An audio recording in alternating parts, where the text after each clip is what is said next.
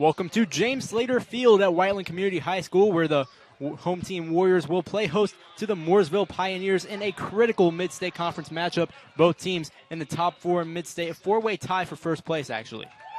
Yeah, both these teams coming off their first loss last week. They're both 5-1. I mean, it's going to be a good game. We got two really good teams.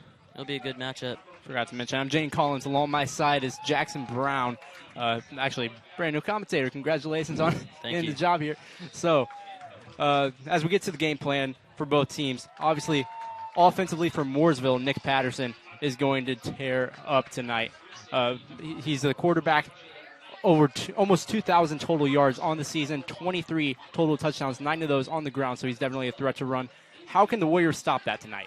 Just got to be aware, got to have our cornerbacks and linebackers playing their best game. Guys like Malik Perkins, he needs to have eyes in the back of his head. If he starts to take off, and linebackers too, they need to know. They need to be on his tail, get him. Yeah, and you mentioned the corner Malik Perkins, but it's also mainly the main guy on defense is Brady Stanford, the outside linebacker, and he is the heart and soul of this defense. If he doesn't show up tonight, then it's going to be a long night for the Warriors. Yeah, we just gotta be aware, gotta play our best game. This is gonna be a tough matchup. Now focusing on the other side of the ball for Whiteland, of course they have a great rushing attack with Peyton Emberton and Jonathan Crowley that was established early in the season, but these past two games they had Perry, they had Martinsville. Those teams put almost 9 guys in the box, and they opened up the passing game tremendously for Whiteland. So that's where you saw guys like Cam Cooper, Gunnar Hicks flourish. How often do you think we'll see passing tonight?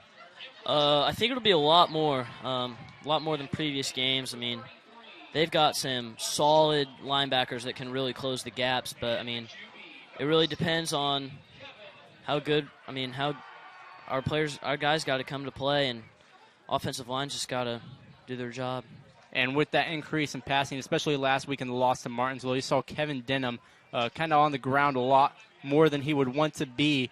And the O-line play was a little sloppy, something they might want to have to clean up. And that's something they'll especially have to clean up with the stud linebackers of Mooresville, that is Landon Clements and Kellen Copeland.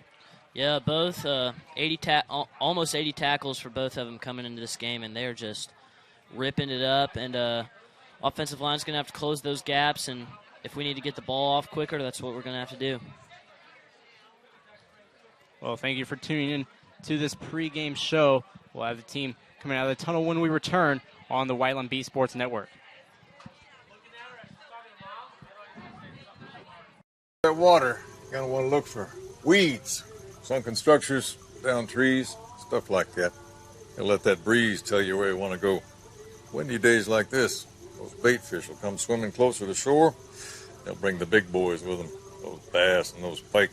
Now, they like cooler temperatures, so you ain't likely to have much luck. You're good at giving fishing advice. We're good at your insurance. Start with Indiana Farm Bureau Insurance and stop knocking on wood.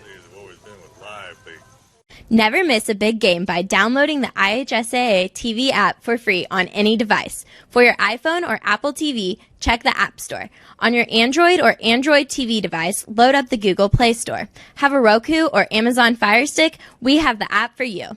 Check us out on Facebook Live, Twitter, or YouTube Live by searching for IHSAA TV. Or as always, click to IHSAATV.org for quick and easy access to your favorite IHSAA live and archived events.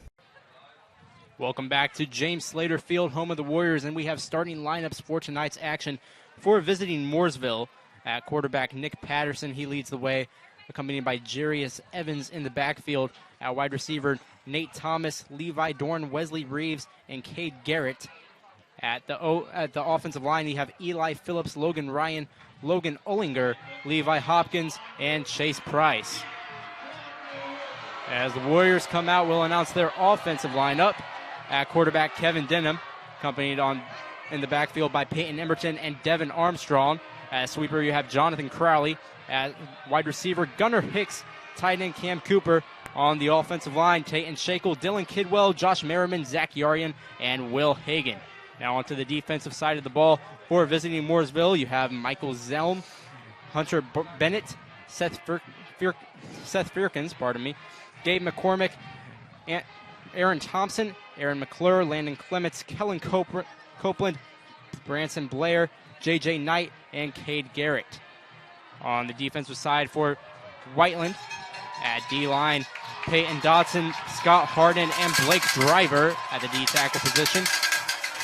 At linebacker, Dalton Hughes, Jakari Oliver, Zeke Ramey, and Brady Stanford. Pardon me, not Jakari Oliver. It's going to be Jordan Palmer tonight at linebacker. Pardon me. At the corner position, it's Nyrus Moore-Smith and Malik Perkins. And at the safety, it's Caden Milligan and Caden Davidson. So there's your starting lineups for tonight's action as the teams are now out on the field.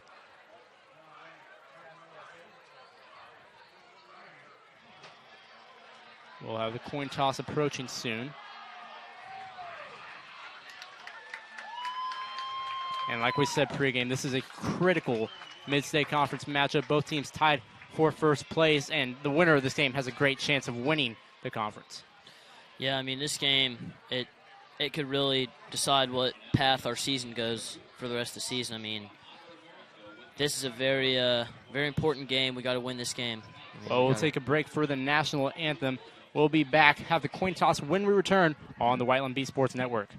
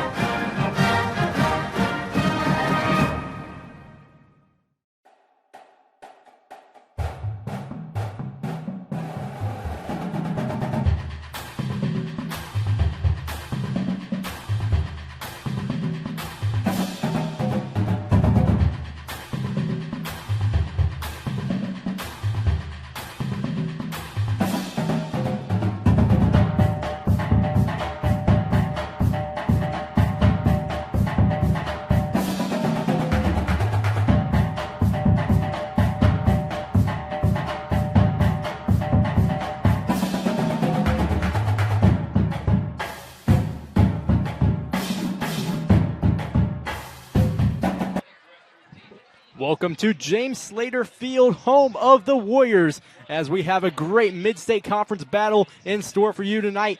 Whiteland Warriors, Mooresville Pioneers, a huge Mid-State rivalry and major implications. Both teams tied for first in the four-way tie for first place in the Mid-State Conference. I'm Jaden Collins, along my side, Jackson Brown, and we will take you through the action tonight as both teams look for a chance to win the Mid-State Conference, essentially. Yes, I mean, big game.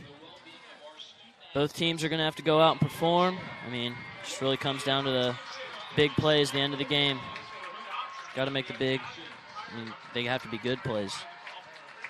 And the Warriors coming in with kind of a new heavy passing attack, something we talked about pregame, something that you don't typically see from them as they're a rushing team. How can that kind of affect defensively for Mooresville, something they might not be prepared for? Cornerbacks are going to have to pick it up. I mean, we're passing the ball a lot more, so I'm guessing what they know, Whiteland's a running team. They're going to have to pick it up. Well, the captains tonight for Whiteland, it will be Mason Darlington, Cam Cooper, and Brady Stanifer as they're at midfield for the coin toss. Great high school atmosphere tonight. Operation Football here for the first time this season.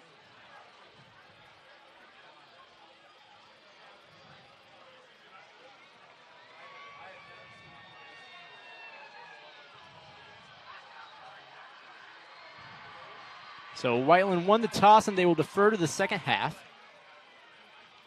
And that means David Mathis will kick off for the Warriors. Mathis on the year, 29 kickoffs, average of 48 yards, 1 touchback.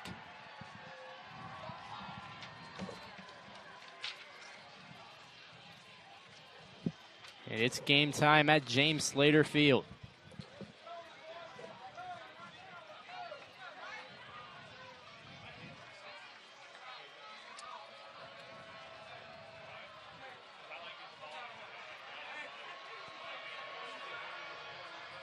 Looks like back to return for Mooresville. It will be Hogan Denny and J.J. Knight. J.J. Knight in the last game did not return the ball. Hogan Denny did not play last game, in fact. So 2 new returners in for Mooresville Pioneers. See how it pans out this game.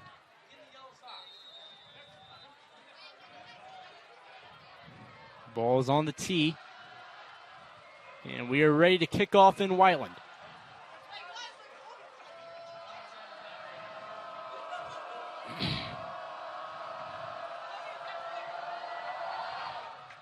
Mathis kicks it in the middle of the field, a little bit of a pooch kick. That is recovered by Cade Garrett. And Mooresville will start their drive at the 38-yard line. So an interesting decision to kind of pooch it in the middle, keep it away from the returners. And Cade Garrett took advantage of the return.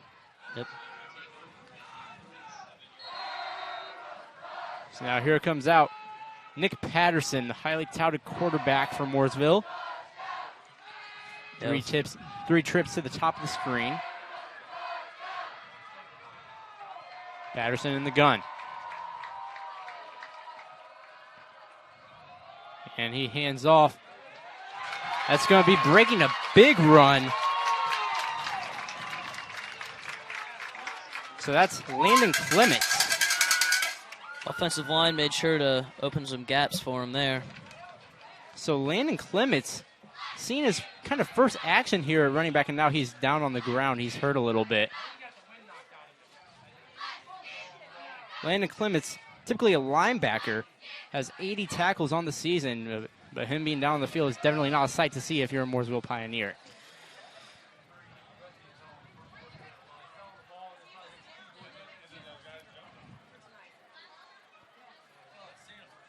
So first play of a game. Big game for Mooresville, however, an injury. He's back up on his feet, jogs off the field.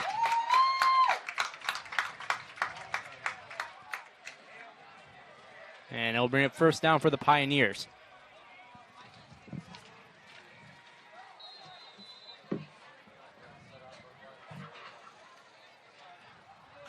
Patterson in the gun, double set.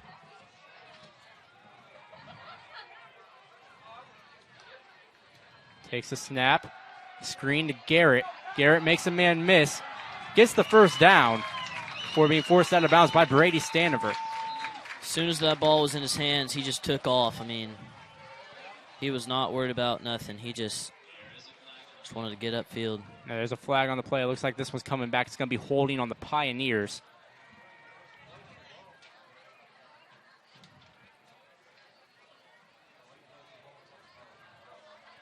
So I'll push him back about 5 yards. No, about 10 yards, pardon me.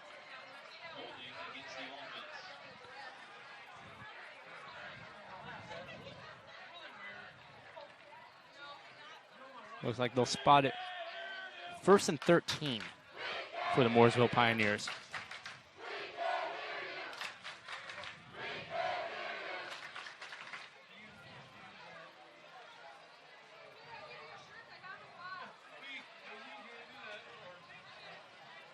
So Patterson trots back out to the huddle.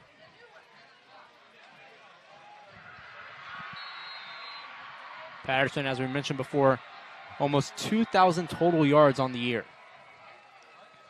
9 rushing touchdowns, man. Just speed option goes to Clements. Clements is brought down by Jordan Palmer near the backfield, and there's a flag. This one is going to be a holding once again on the Pioneers, backing them up even further.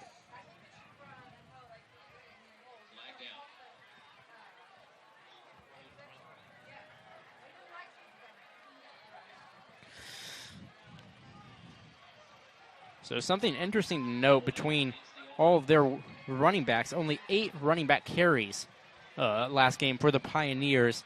The rest of them were, 24 carries from Nick Patterson.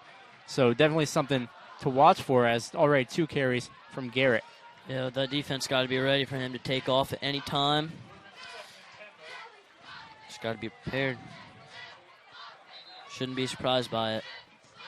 Landon Clements in the backfield once again for the Pioneers.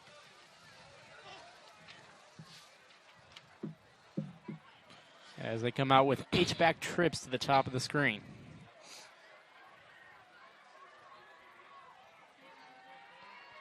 First and a mile.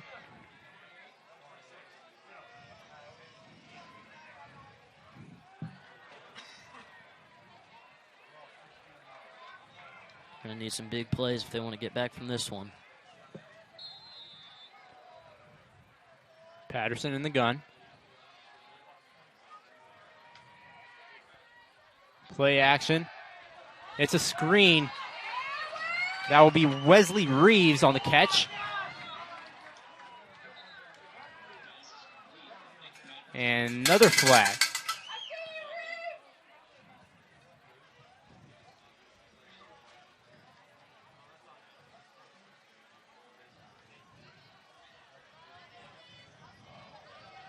So that one goes on the Warriors. And it looks like Mooresville will get their original yardage back.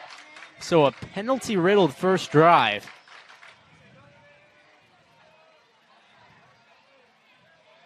Last 3 plays from scrimmage have resulted in a penalty. Can definitely play a big part in this game. So the chains will move. It will be an automatic first down for the Pioneers after a face mask. Ooh.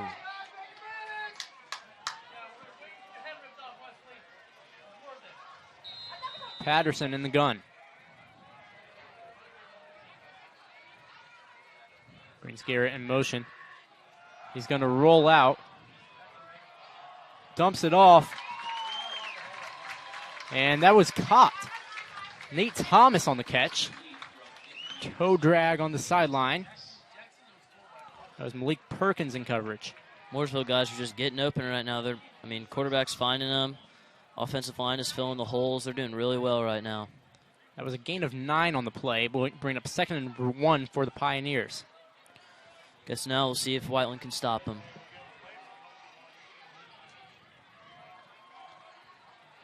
H-back trips to the bottom of the screen. Patterson hands off to Clements, and he is stopped right at the line of scrimmage. The whole entire D-line got through on there. That was Cam Cooper, Mason Darlington, Scott Harden, and the rest of the gain on the effort. He just got clobbered. He was not getting out of that one.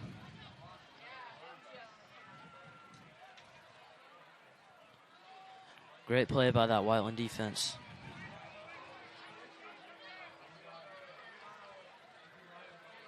So Mooresville taking their time.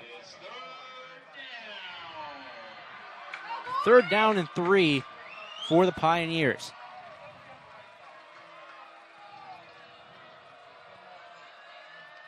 Patterson takes a snap. He'll run power, and he'll be brought down by Mason Darlington, immediately getting through into the backfield. A huge stop for the Warriors. Past couple plays, Warriors defensive line is just on it. Anything they see that's going to do any harm, they just swallow it right there. So 4th and 3, a decision to make for the Pioneers. It looks like they're going to try and go for it. The passing attack has worked, but the past 2 run plays were stuffed. Yes. See how it goes on this one. Double set for Patterson in the middle of the field. And a full start on the Pioneers. That will back him up.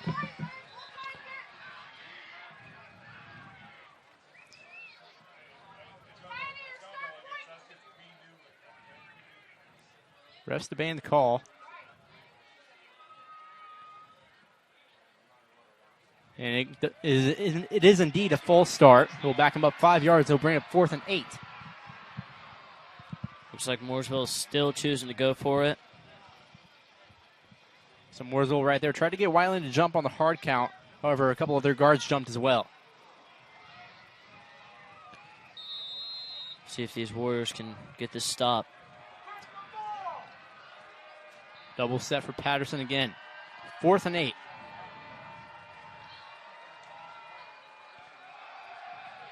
And he has the receiver for the touchdown. That is Nate Thomas making his second grab of the game and making it count. Quarterback just took that play and made the right decision. He was thinking good on that play. Well, it was a 5'7" Keegan Grandinetti in coverage. Nate Thomas is 6'3". That is a mismatch that if you're a quarterback, you're looking for every single play. And that ball was perfectly placed. It's a great play. Kenny Curry on for the extra point.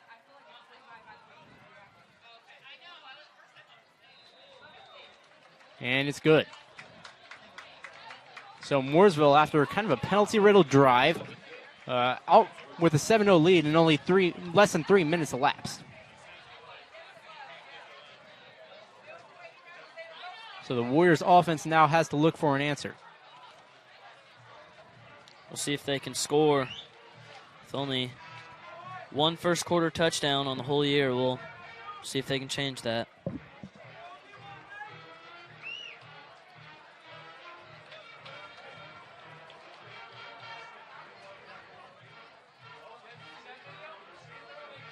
So Whiteland has struggled in the first quarter this year.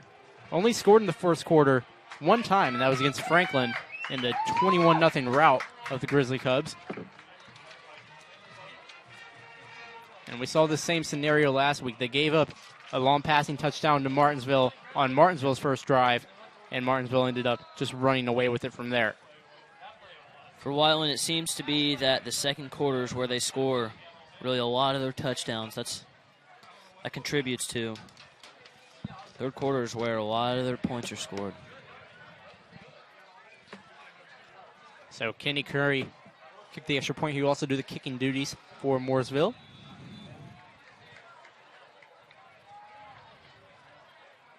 Deep to return for the Warriors. Malik Perkins and the ever so dangerous Jonathan Crowley. It's a sky kick. And it's muffed by Gunnar Hicks. Mooresville recovers. A miscommunication is costly for the Warriors right there. Number 24, Chris Corthius, recovered it for the Pioneers. It's like this Warriors defense is going to have to really step it up on this drive. I mean,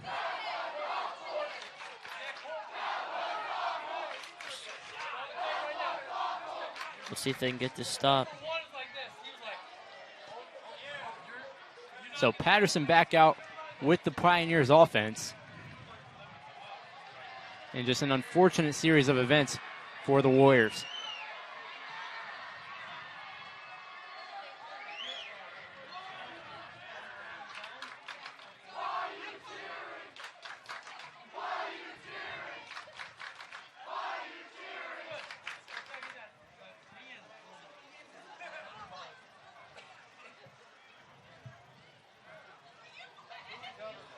So a little bit of a stoppage in play here.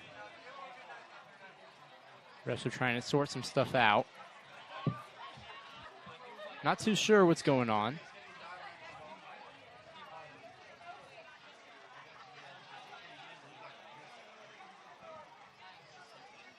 So we've taken about 15 minutes since kickoff and only less than 3 minutes off the clock due to all the stoppage in play.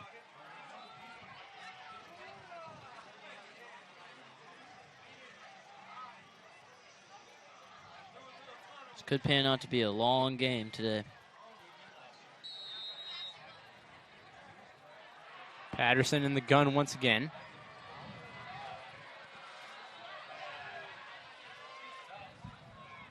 Three-step drop.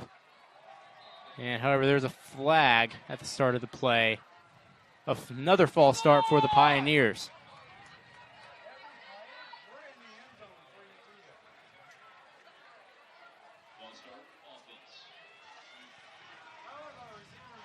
So already about 5 or 6 penalties so far in this game, and not even 3 minutes have gone by in this first quarter.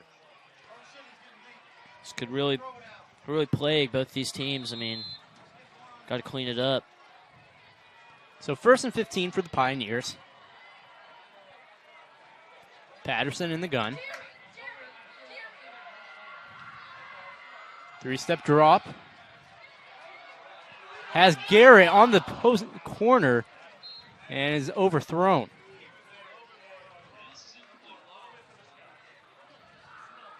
Cade Garrett last week had 3 receptions, 14 yards.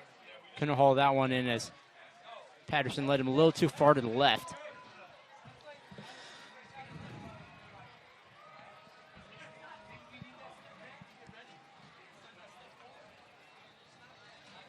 And the Pioneers break the huddle once more.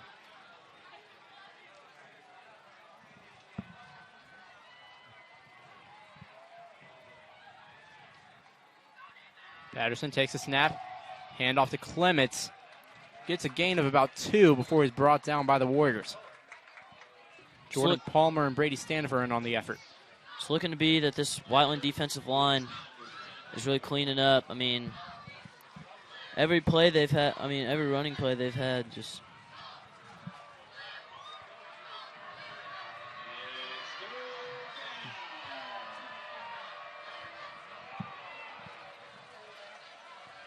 So 3rd and long for the Pioneers. And they call timeout.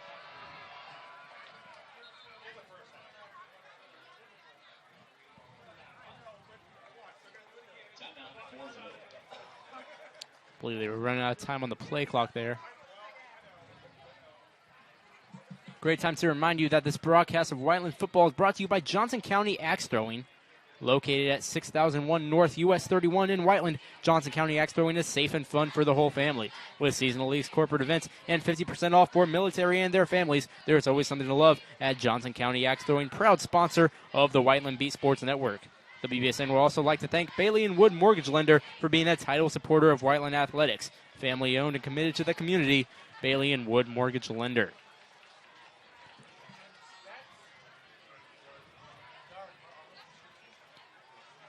So the Warriors bending but trying to not break once again as we have 3rd and long for the Pioneers.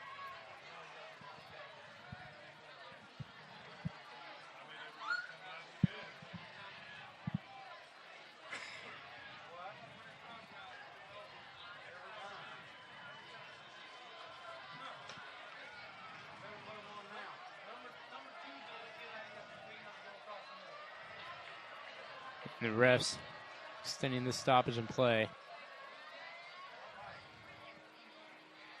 Looks like there might be an issue with the play clock.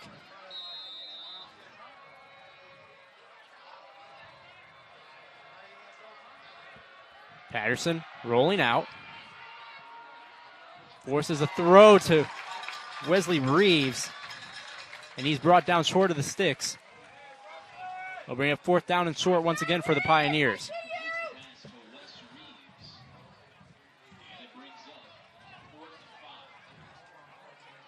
So 4th and 5, a little bit more manageable field goal distance, so Kenny Curry will come out to kick it. Looking to extend on the already 7-0 lead.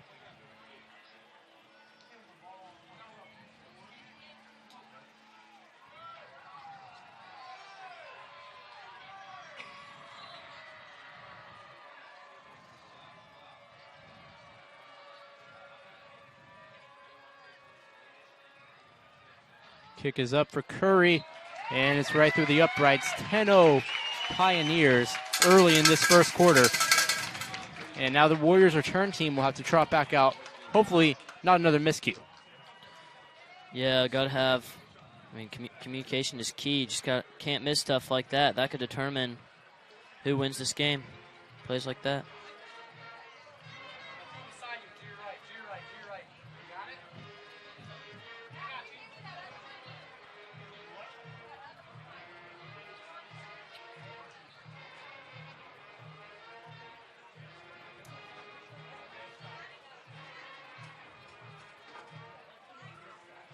So the Warriors off to a rough start, looking to bounce back now, and a solid offensive possession can do so.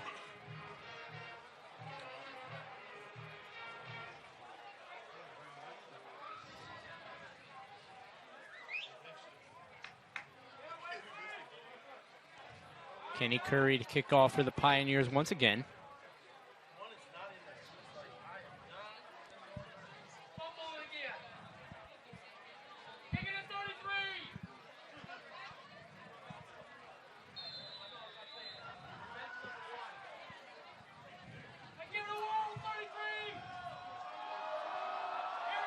Kick is off.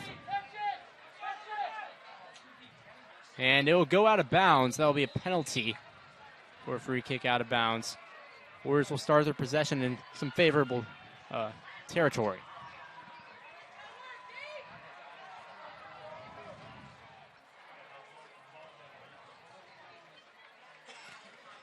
See if the Warriors can bounce back on this drive and put some points on the board.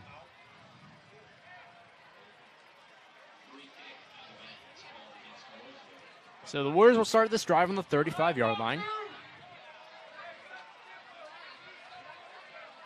So the Kevin Denham-led Warriors offense will trot out onto the field for the first time this evening. Emberton in the backfield.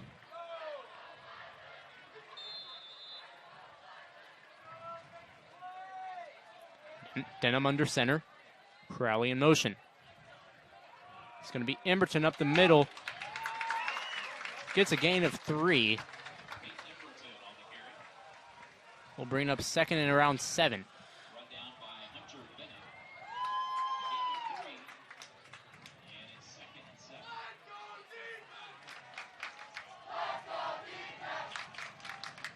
So as we talked about pregame, these linebackers for Mooresville, no joke, 2 of them with almost 80 tackles. I mean, offensive line's really got to be aware of them, and these guys got to just close gaps. Perkins in motion. It's handoff to Emberton once again. Barreling his way through the line. Going to get a gain of about 3 or 4. We'll bring up third and manageable for the Warriors.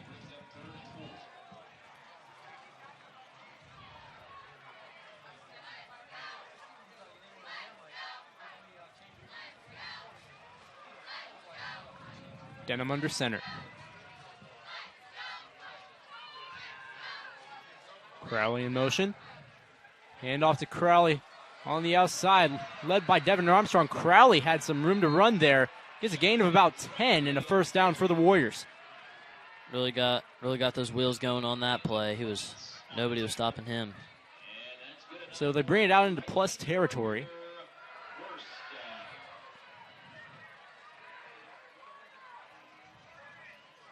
I think finally on this drive we get to see some clean football. No flags so far on this drive.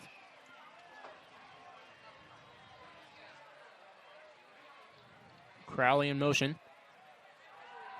They'll hand it off to Crowley once again. He weaves his way up to the 44-yard line. Gain of 4 yards will bring up second and 6. Crowley just really running the ball well this game. I mean, just keep doing it. Crowley on the season over 400 yards rushing and 6 touchdowns. Warriors number 2 rusher with 2 big carries so far this game. Now in the sweepers, Mooresmith. Mooresmith in motion. Toss to Emberton. Makes the corner miss and gets the first down for the Warriors after a gain of 7. And that's something you're going to see Emberton do a lot. Over 700 yards on the season in the first 7 games and 6.6 yards per carry. Yep, he just finds the holes, knows where to go.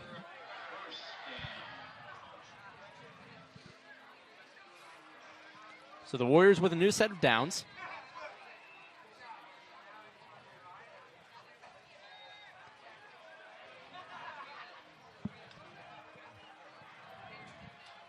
Perkins in at sweeper now.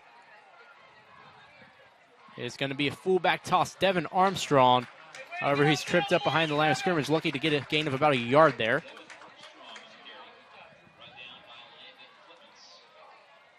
We'll bring up 2nd and 10.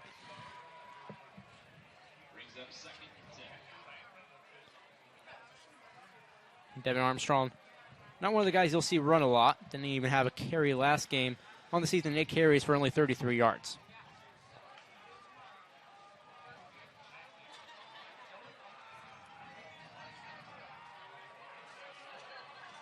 Crowley in motion. Sweep to the field side. And Crowley just dragging a defender on his back. It's going to be close. Depends on the spot. And they're going to signal first down. So now 3 first down runs from Jonathan Crowley so far this evening. He has been the spark for this Warriors offense. He just running all over that defense. See what Mooresville does to contain him if they can.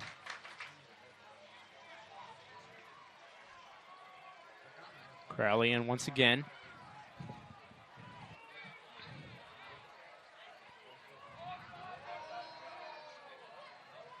Try to get him on the hard count. It'll be Slate Valentine up the middle. First time we're calling his name this evening. He'll get a gain of about 4.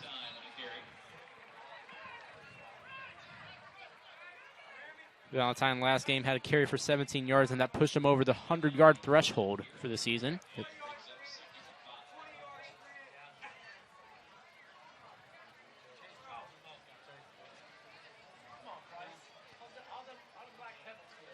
See what they run now.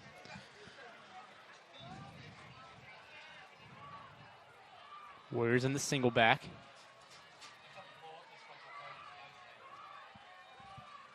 Perkins alone back in the backfield. They toss it to Perkins. Sweep to the boundary. Perkins has room to run, and Perkins is going to score. Waiting on the signal. Oh, and they say he's out of bounds at the 5-yard line. A crushing blow. As from our vantage point, we thought he had a clear touchdown.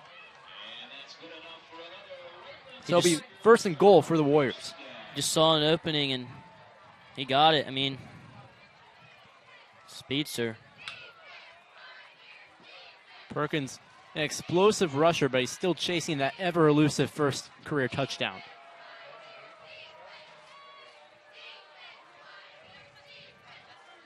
Toss to Slate Valentine, and Valentine's going to score untouched.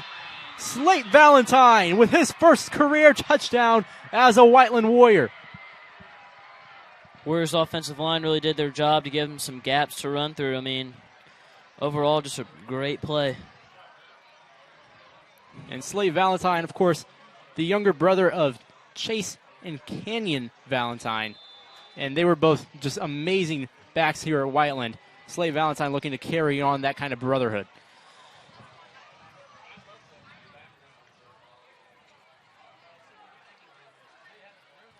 So David Mathis in to kick the extra point.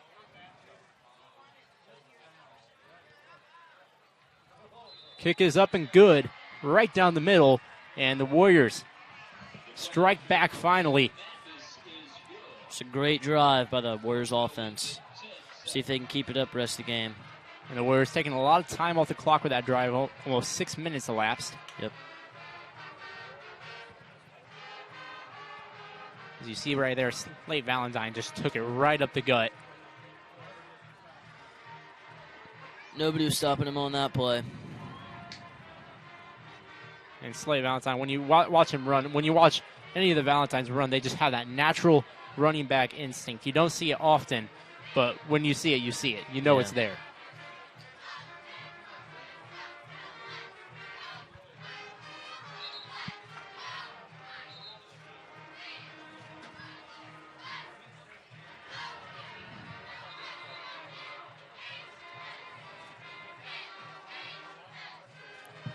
So the Warriors kicking team trots out.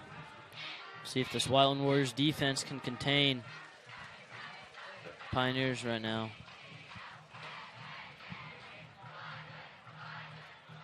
David Mathis to kick off for the Warriors. Last time, remember, it was that pooch kick right up the middle that was covered by Garrett.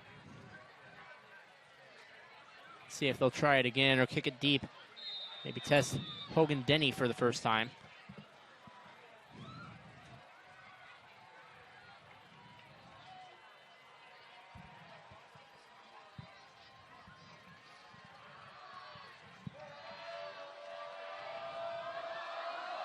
Mathis kicks it off. Knight fields it at the 6. Cuts up field and is brought down around the 26-yard line by Cam Cooper and Connor Grismer.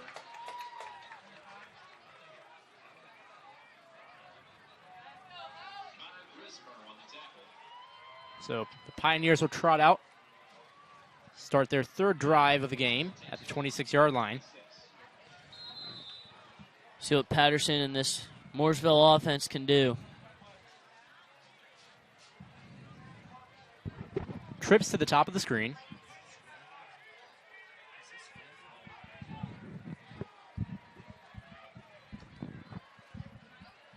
And it's a handoff to Clements. He is brought down immediately. Jordan Palmer, the freshman inside linebacker, making his presence known. As he brings him down behind the line of scrimmage, he'll bring up 2nd and 11 for the Pioneers. And you can tell this defensive coaching staff is very high on Jordan Palmer. Patterson is yet to really run on our defense, get out of the pocket much. We'll see what he does. Play action for Patterson. Patterson under heavy pressure. He'll dump it off to Clements. Clements tries to make a man miss. He's dragged down by Moore Smith. It's going to depend on the spot. Looks about a yard short. He'll bring up 3rd and 1 for the Pioneers. So like you kind of called it right there, Patterson. And Patterson is going to sneak it immediately. It's going to depend on the spot. It looks like the ball was loose. And they're going to say the Warriors have it. Brady Stanifer recovering the fumble and making a play for the Warriors defense. A much-needed play as now the Warriors could possibly take the lead. We'll see what they do on this drive. I mean, just an outstanding job by that Warriors defense. So it looks like Patterson tried to sneak it right there and kind of just lost the ball in the process. He was wrapped up by Ramey. Ball was stripped by Palmer once again. And Stanifer just Johnny on the spot, recovering it for the Warriors. See if this Mooresville defense can respond. So now the Whiteland offense trotting back out after the Slate Valentine touchdown. Crowley in motion. Crowley will sweep it. Tries to make a man miss, but he's tripped up at the 35-yard line for no gain. So now some life in the Warrior crowd after going out to a 10-0 deficit in the first 4 minutes. Now they're finally seeing some life. Yep.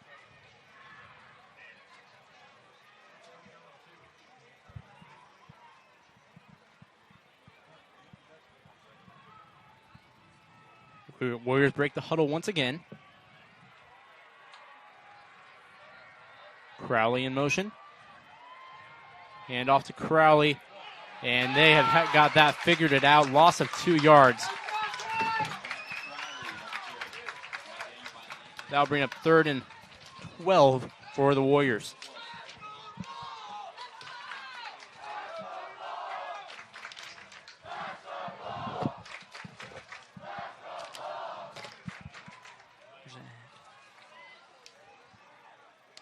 So the Warriors, this is possibly a definite passing situation right here.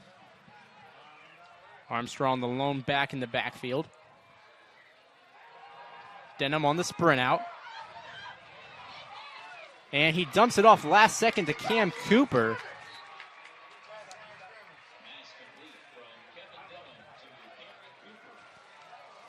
It's a gain of about 5. Whiteland not being much of a, offensively at least, not being much of a first quarter team.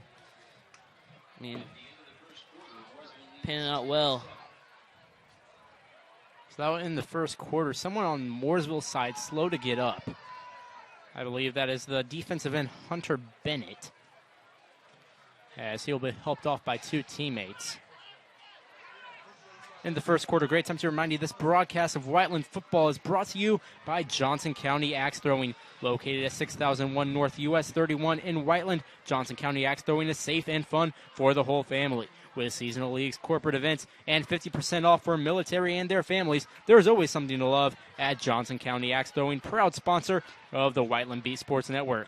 WBSN would also like to thank Bailey & Wood Mortgage Lender for being a title supporter of Whiteland Athletics. Family owned and committed to the community, Bailey & Wood Mortgage Lender. So an interesting first quarter, to say the least. It started off with that penalty-riddled touchdown drive for the Pioneers. They jumped out to a 7-0 lead, and then Gunnar Hicks muffed the kick return, the ensuing kick return, and Mooresville got a quick field goal off that. But ever since that, the Warriors have kind of reaped the momentum. You know, they had that Slate Valentine touchdown from about 4 yards out, and then they recovered a Nick Patterson fumble that really got them into plus territory on the drive you're seeing right now. So it's going to be 4th and short for the Warriors at the 28-yard line, pardon me.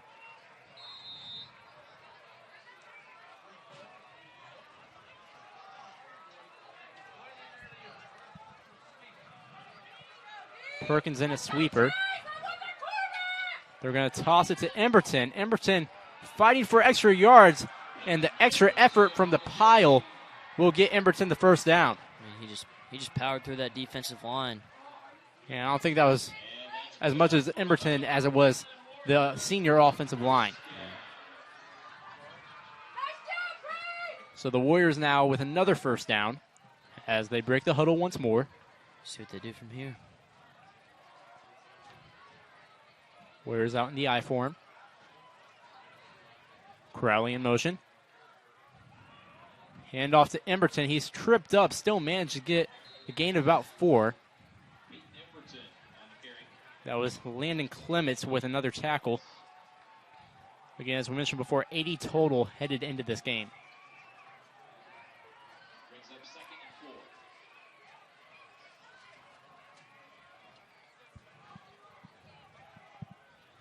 So now back comes in Slate Valentine at running back, as they'll give Emberton a breather.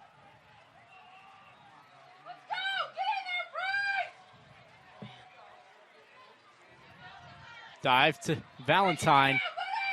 Valentine dragging the pile along with him. It's going to depend on the spot.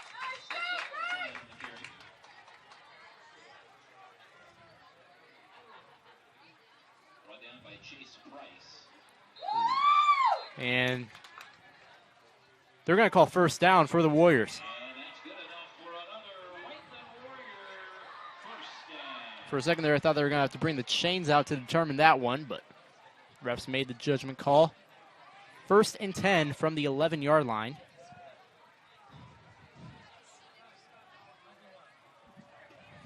Interesting to see what the Warriors will do here in this red zone situation. Perkins, the lone back in the backfield. They toss to Perkins out on the perimeter, and he is stopped immediately. Landon Clements, once again, just shooting through those gaps. And Mooresville defense really picking up on him. Saw some real speed on that play.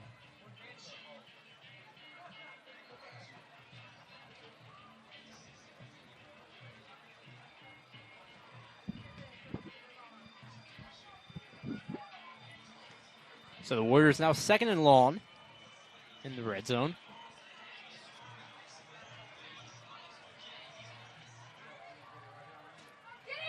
Denham under center. Warriors in the I form. Crowley in motion.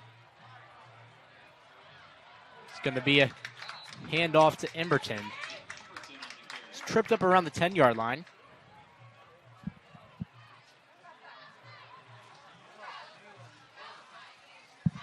Third and long for the Warriors. Remember, last time they were in this situation, they were forced to pass. And had that late ditch to Cooper. See what they do here deep in the red zone.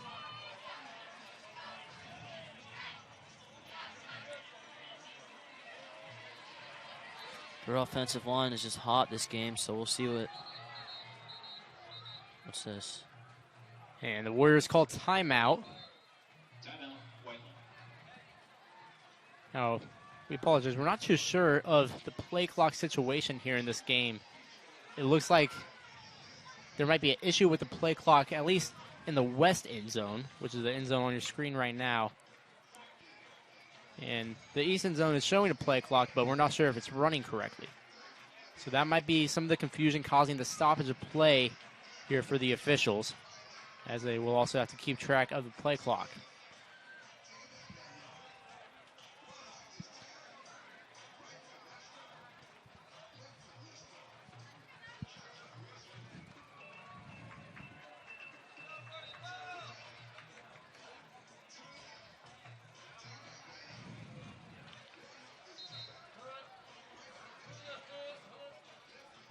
So the Warriors down 10-7. However, scored 7 unanswered. Looking to make it 14. 3rd and 9 from the 11-yard line. See what this Warriors offense does today. In split backs. Denham with the 3-step drop. Has Stanifer with a kind of a hitch play for the touchdown. Brady Stanifer. What a play. I mean, he just overpowered that corner. I mean, that was... Yeah, that was Zelm, the corner for Mooresville right there, and Brady Stanifer just kind of, it was thrown right in between them. He kind of just pulled it right away from him. David Mathis on to attempt the extra point.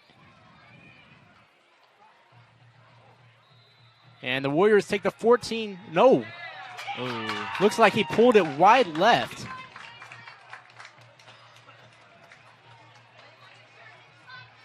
Pulled it wide left, so it'll be a 13-10 lead for the Warriors. But that's all due to Brady Stanifer first recovering the fumble and then taking matters into his own hands to catch that hitch in the red zone for the touchdown. Just a great play. I mean, heads up on it. He was not letting that corner take the ball. So like we kind of talked about pregame, this game was up to Brady Stanifer. How is he going to lead this team? And he has done so to an amazing extent here in this first half.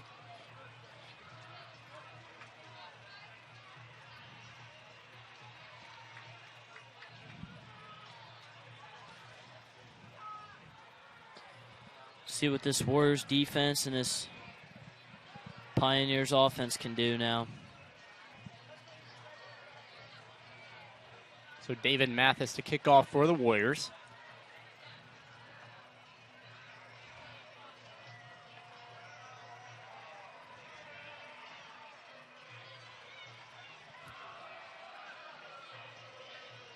Starting to feel a little more like fall out here as the sun sets here early in the second quarter, and it is kind of chilly out here, a little chillier than we've had for the past couple games. As Mathis will kick off. This one will be returned by J.J. Knight. Knight up the middle of the field, and he has brought down Connor Grismer, once again making a second stop on the kickoff unit. Connor Grismer, only a sophomore.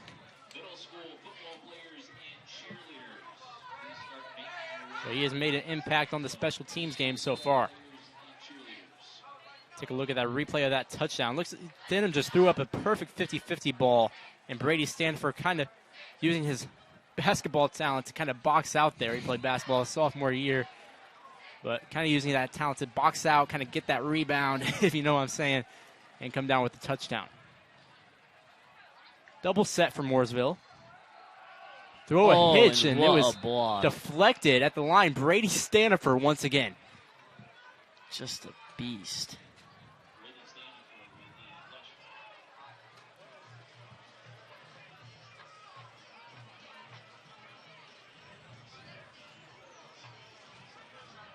So Brady Stanifer, you see right there, he is obviously fatigued, but he is giving it his all here in this first half on both sides of the ball. Going back to it again, like we talked about it, you said Brady is really, I mean, he could really determine this game. And so far, he's doing real well. H-back trips to the top of the screen. Sprint out for Patterson. Sets his feet, throws. Almost had the one-handed catch on the sideline was Nate Thomas, who had that touchdown earlier in the game. However, he can't come down with it. So that'll bring up 3rd and 10 now for the Pioneers. And a potential 3 and out for that Warriors defense.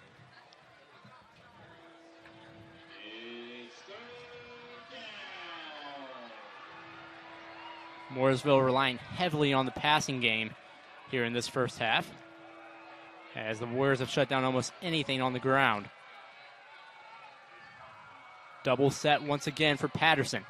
3-step drop, scans the field, looks to his right, throws, and it's broken up.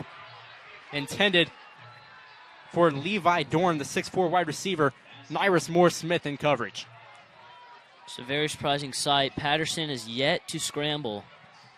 With 9 rushing touchdowns this year, I mean, it's very surprising that he's not had a single carry this game, especially with the 24 he had last game. So Nyrus Moore-Smith on that breakup, he is deadly with 2 interceptions on the year. So now interesting 4th and 10. They'll have Dorn to punt. However, he's only 10 yards back, and he is a threat to throw at the punter position. Ooh. This one went off the side of his foot most definitely, as they're yelling 4 on the sideline there. And the Warriors will take over in plus territory as that went out of bounds around the 40-yard line.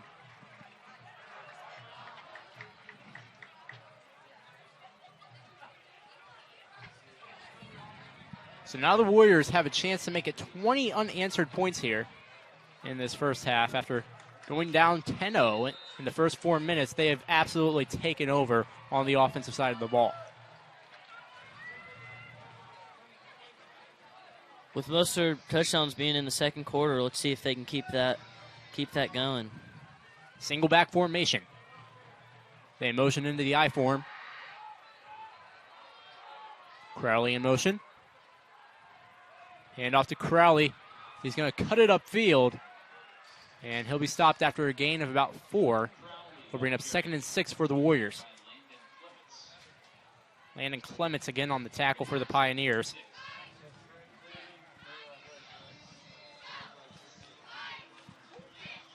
Yeah, coming in with now over 80 tackles. I mean, we can't be surprised that he's gonna be there sometimes. I mean, just got to contain him. Warriors in the I form, Crowley in motion. Toss to Emberton, makes a man miss. Emberton with room to run. Emberton slashing and dashing up the middle, down around the 20-yard line for a Warriors first down. Solid play by everyone. I mean, just good blocking, good running, all around really good play. So they'll give Emberton a breather after that first down run. And that was a well-earned breather right there. Warriors in the I form once again. Perkins in motion this time. Toss to Valentine. And they ran an almost identical play right there for a gain of about 5.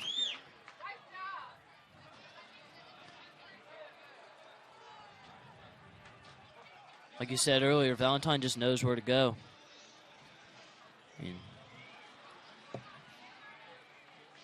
see what they do now. So 2nd and 7 for the Warriors.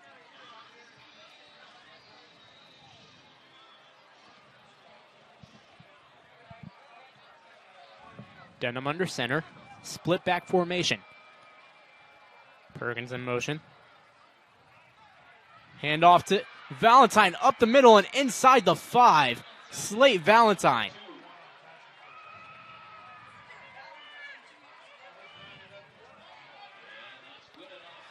So Slate Valentine just continuing to make his presence known here in the red zone.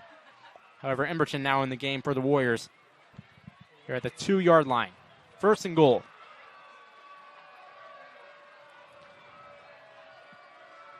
Toss to Emberton. He takes it up the gut, and he is going to score. Peyton Emberton. Warriors again managed to pull it off.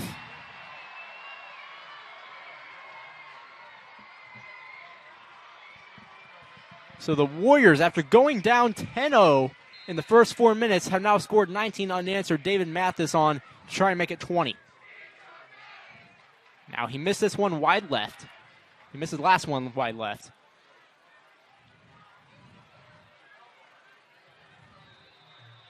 This one right down the middle, so he makes up for it. And it is now a 20-10 lead for your Whiteland Warriors.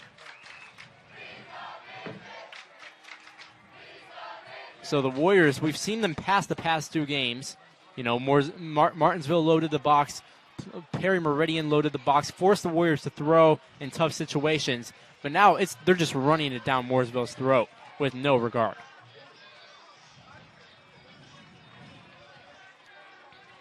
I mean, seems they have really no cure to it, no stop. I mean, we'll see what this Pioneers offense does now.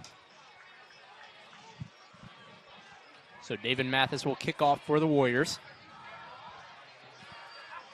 Deep to return once again, J.J. Knight and Hogan Denny for the Pioneers.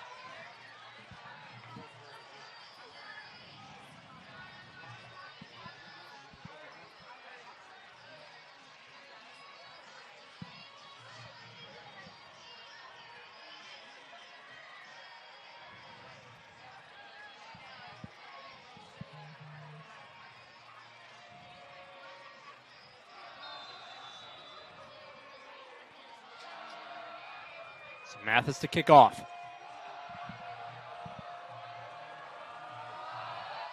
It's a squib up the middle. And Zelm will return it, trying to make his way out to the right side, but he's dragged down by Moore Smith. That's 2 times this game that they've not kicked it to those guys way back. Do you think they're trying to keep it away from them, or? Well, I think they're trying to find holes in the kicking coverage, and that's something we've seen, you know, the kicking coordinator and, you know, that special teams unit do several times. Is they, especially, we saw it against Martinsville, we saw it against Perry. They're kicking it in gaps. They're kicking it in gaps and trying to get to the ball and try to recover that.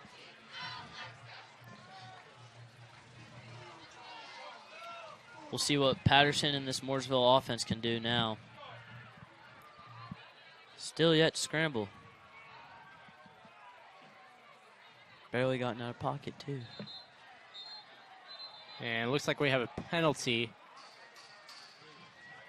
And this one's going to back up the Pioneers. It's going to be a delay of game penalty.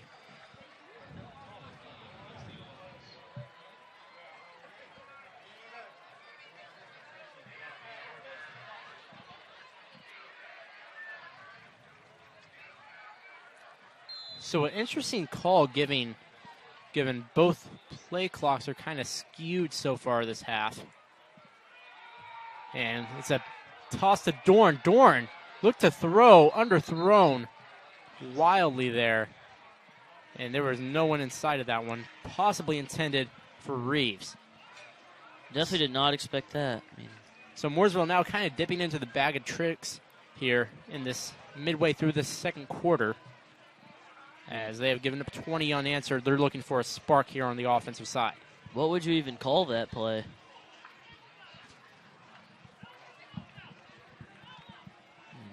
Never seen that.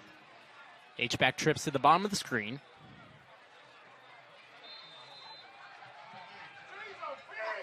And a timeout called by Mooresville, and they're just simply taking way too much time in between the huddles there, forcing a timeout. So this timeout, great time to remind you that this broadcast of Whiteland football is brought to you by Johnson County Axe Throwing, located at 6001 North US 31 in Whiteland. Johnson County Axe Throwing is safe and fun for the whole family. With seasonal leagues, corporate events, and 50% off for military and their families, there's always something to love at Johnson County Axe Throwing, proud sponsor of the Whiteland B Sports Network. The BSN would also like to thank Bailey & Wood Mortgage Lender for being a title supporter of Whiteland Athletics. Family-owned and committed to the community, Bailey & Wood Mortgage Lender. So both sides of the ball now back out on the field. As Mooresville in shotgun.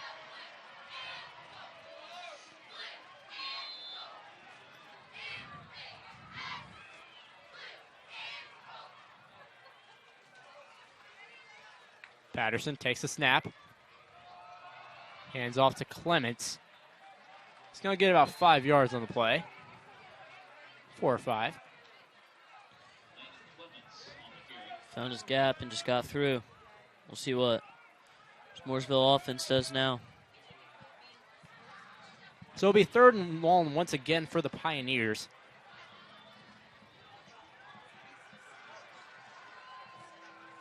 They scored on 4th and long earlier in this game, but have struggled with 3rd down conversions. 2 receivers to the top of the screen from Nick Patterson. Patterson, 3-step drop. Scanning, under pressure, directing traffic, dumps it off to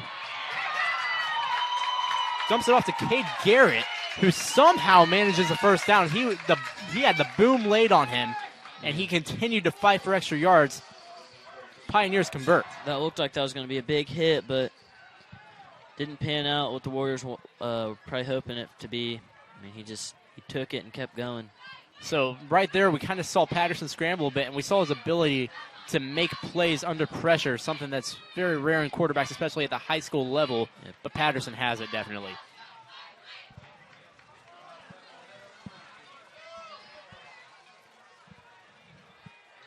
Patterson in the gun, 2 receivers to the top of the screen.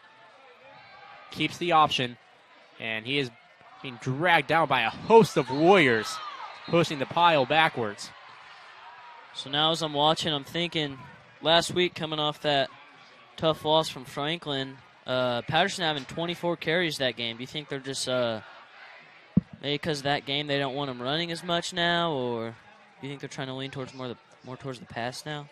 Well, the way Mooresville works is they're trying to get that quarterback involved in the run game, but he has been stuffed so far, and they've been heavily relying on this pass game to try and torch the Warriors as they're running man coverage heavily.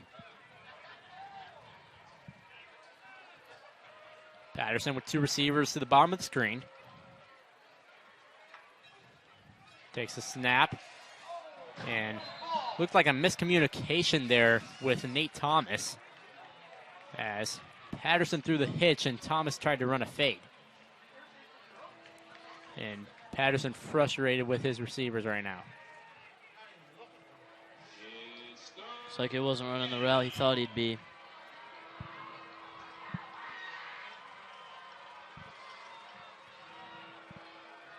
Third and long once again for the Pioneers.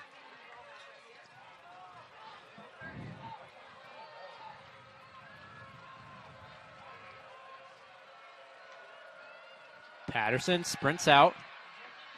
Under pressure. And it's broken up by Perkins. And they called a catch. Interesting. Now, from our vantage point, it is a little tricky. We're not as high up in the air as we would like to be. But he completes the pass to Dorn on the sideline. I thought I saw Perkins break it up. And from here, if he caught it, I mean, it looked like he caught it out of bounds. He came down. It looked like he came down out of bounds. I mean, confusing play overall, but let's see what the Warriors defense can do now. So another 3rd down conversion for the Pioneers results in 1st and 10.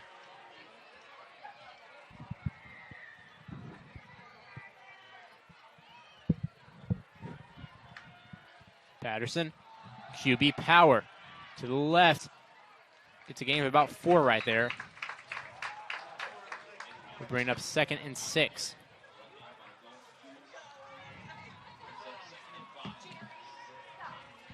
One of the things that Mooresville has to their advantage is they have a big receiver core. I mean, most of their receivers are real tall, a lot bigger than our D-backs. And, I mean, like Malik is really going to have to, he's going to have to step it up if he's trying. I mean, he's got it. Patterson in the shotgun once again. 3-step drop, scanning. Fires deep to Dorn, and it's broken up. However, there is a penalty. It looks like this one is going to go on Malik Perkins for pass interference.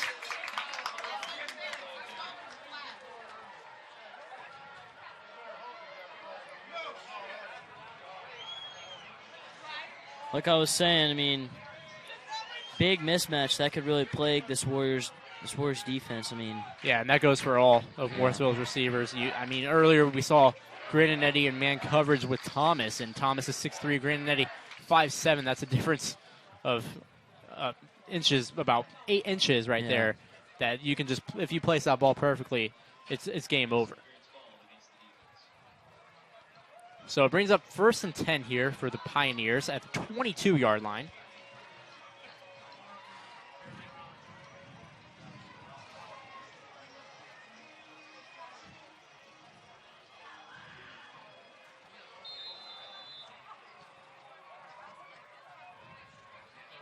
Patterson in the gun. 3-step drop. Fires deep to Reeves, and it's broken up. However, they'll throw the flag once again to Perkins. Now on that one, it seemed like both of the receivers got a little handsy right there. It's 11-on-11 action, and that was an interesting call. That could have gone either way.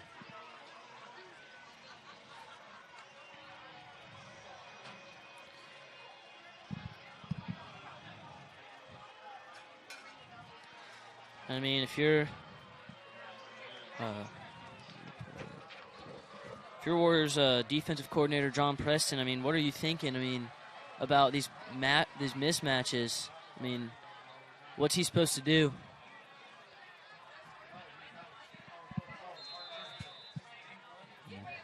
Patterson in the gun. Ball the 11-yard line. 1st and 10. It's a screen to Nate Thomas, and he is brought down by the ankles. Caden Davidson on the stop behind the line of scrimmage, and he's fired up.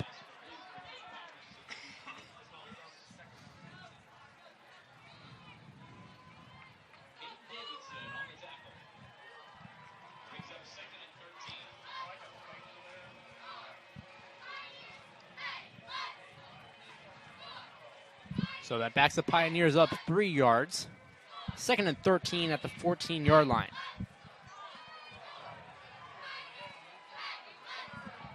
Three receivers to the bottom of the screen as they're in the empty set. Darlington got right through. Patterson managing to escape. Patterson running down to the 5-yard line before he's forced out of bounds. Brady Stanifer on the force. Patterson just really showing his versatility on that play. I mean, and a broken play at that. Mason Darlington just shot right through there. This game looking to be a pass-first game for Mooresville. Patterson surveying the field, just took off.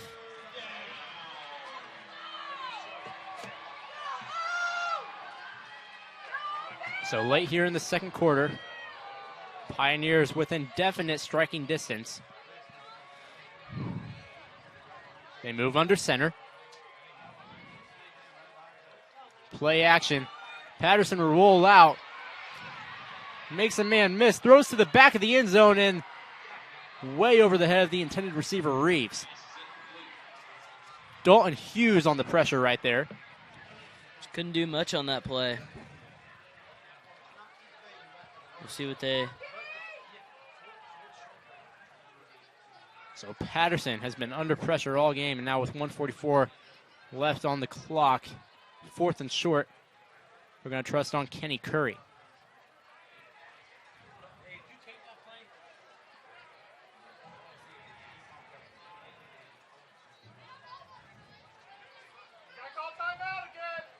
Play clock running down. Don't have much time, and it looks like they're going to call timeout. Oh, no, they're going to take the delay of game penalty. They want to move the kick back. Interesting angle for Denny. For Curry, pardon me.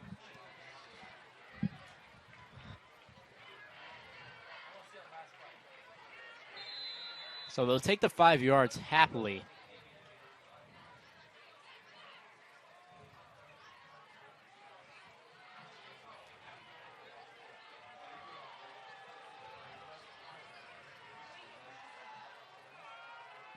Kick is up for Curry. And it squeaks through the uprights. So the Pioneers cut their deficit to 7 on that drive. With only 1:39 left in the first half, we'll see what this Warriors offense does. And expect the Warriors to come out passing. We've seen it so many times these past few games. They've been able to kind of practice their 2-minute drill, especially last week against Martinsville, and it was to much success. They kind of had that late storm back in the fourth quarter that we saw, especially with that Gunnar Hicks nearly a 70-yard touchdown that he had.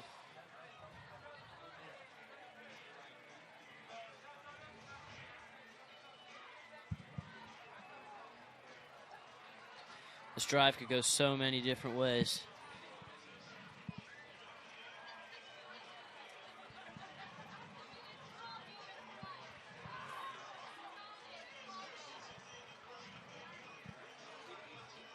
So Kenny Curry to kick off. Crowley and Perkins deep to return.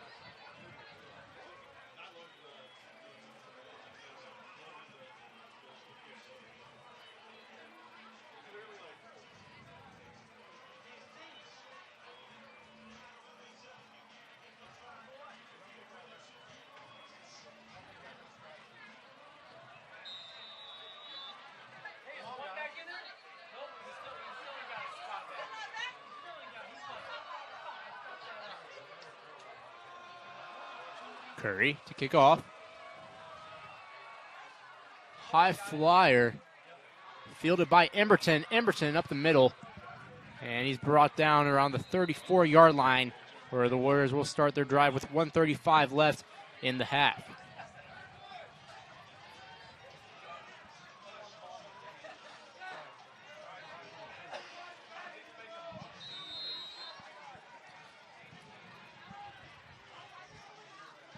So the Warriors not a lot of time, but definitely a chance to do something here to extend the lead to 14 going into the half.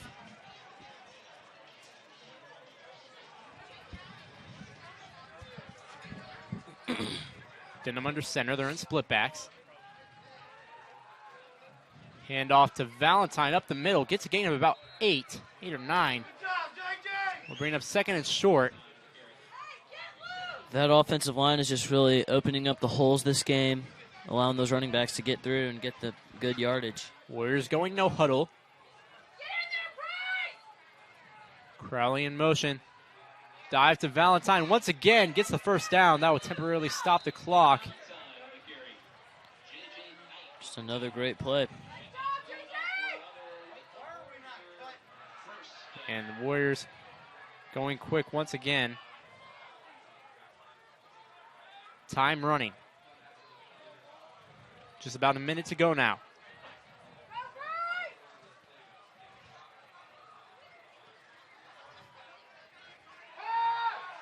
Play action. And it looked like a miscommunication there. Hicks ran a post. Denham was expecting the corner.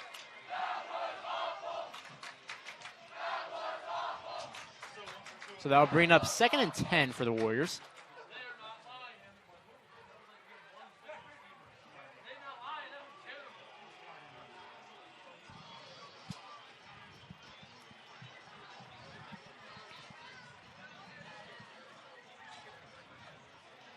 See if they go back to the pass play.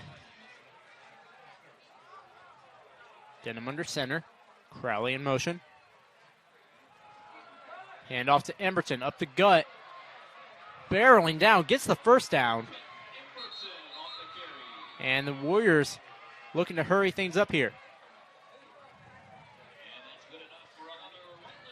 Another big-time play by this Whiteland Warriors offense. 40 seconds on the clock. Crowley in motion again. Emberton continuing to run it up the gut. And it looks like it'll be a good time to burn a timeout for the Warriors. And they will do just that. So interesting approach here. Good mix of running. However, they have only passed one time, and this is a 2-minute drill, may I remind you. So some interesting play calling here. A few dives. But they're getting solid yards on each one of them. Mm-hmm.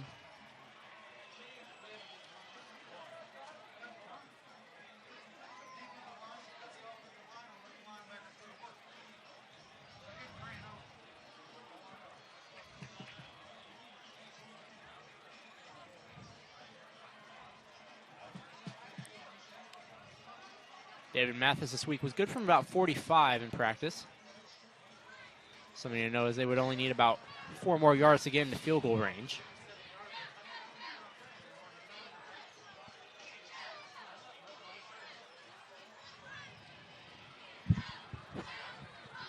And the Warriors offense will trot back out here, looking to extend their lead.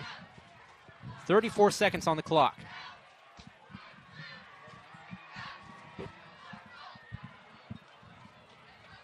They fake the pitch to Crowley, toss it to Mooresmith on the reverse. He has room to run. Mooresmith down the sideline. Mooresmith's going to score. Nyrus Mooresmith with the touchdown on the reverse. I mean, that ball, it just hit his hands and he was gone. I mean, what a great play. And a gutsy play call. Mathis now on to attempt to extend the lead to 14 here before the half.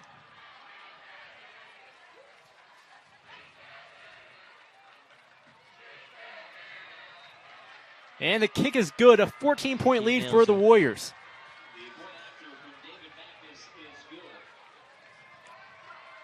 Mooresmith, untouched. See what these Pioneers choose to do with the 25 seconds left on the clock.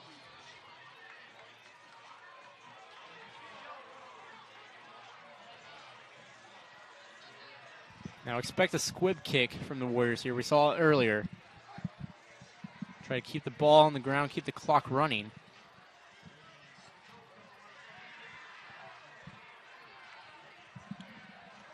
So you look at this replay. Fake the pitch to Crowley, and then Mooresmith just turned on the afterburners here.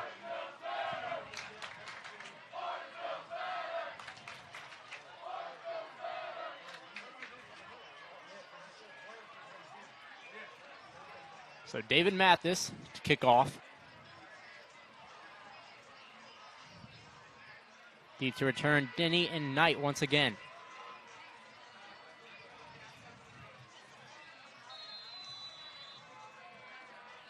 Another subtle reminder, the Warriors will return the kick to open up the second half as they defer to the second half during the coin toss.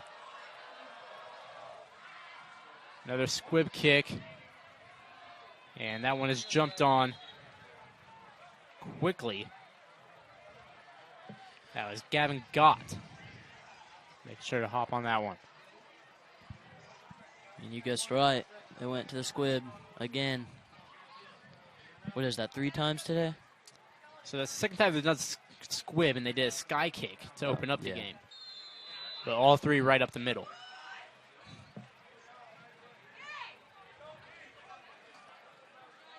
So it'll be interesting to see what Mooresville will do here. 25 seconds left on the clock. You want to be aggressive, but you don't want to make too many errors. They throw it over the middle to Reeves. Finds the gap in coverage before he's brought down by Perkins. I'll temporarily stop the clock. Mooresville will go no huddle. 19 seconds. They're going to spike it. Bring up 2nd and 10. And now there's a little bit of a scuffle going on here. Flag thrown. That was Mason Darlington getting into it with a couple of the O-linemen.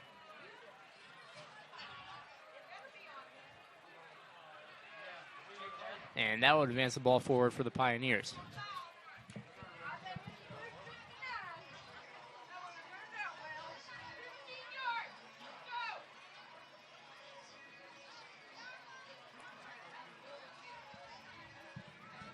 .4 on the clock as the refs discuss this penalty.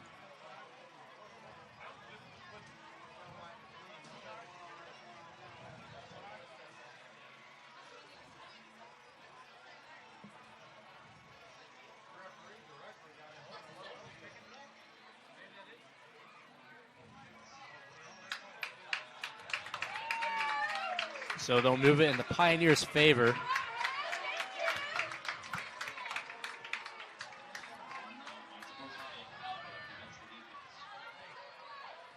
.16 seconds left, an explosive quarterback. I mean, just have to see what happens.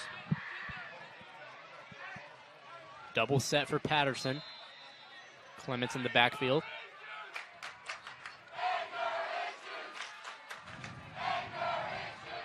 Drop back for Patterson. Pump fakes around the edge to get out of bounds. That is Thomas.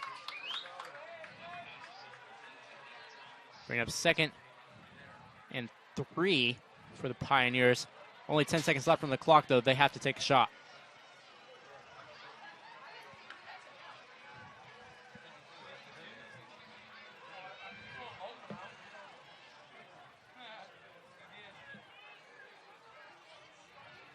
H-back trips to the top of the screen.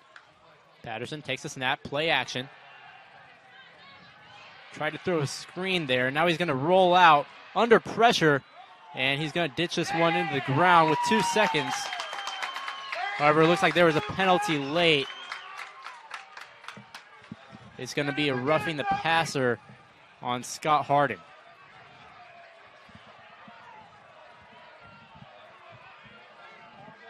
Two seconds left on the clock. We'll see if this penalty gets him into field goal range, possibly.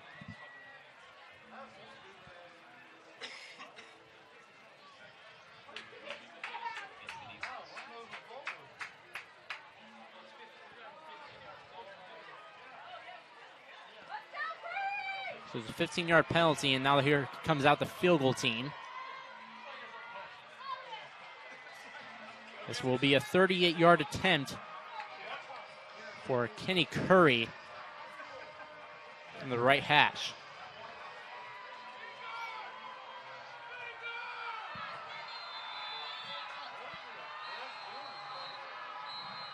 And the Warriors call timeout late.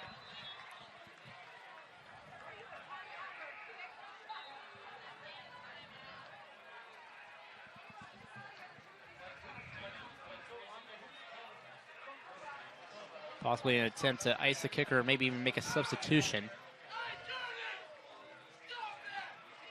And now Fisher kind of getting into it with the refs. Angry he didn't get that timeout call a little sooner.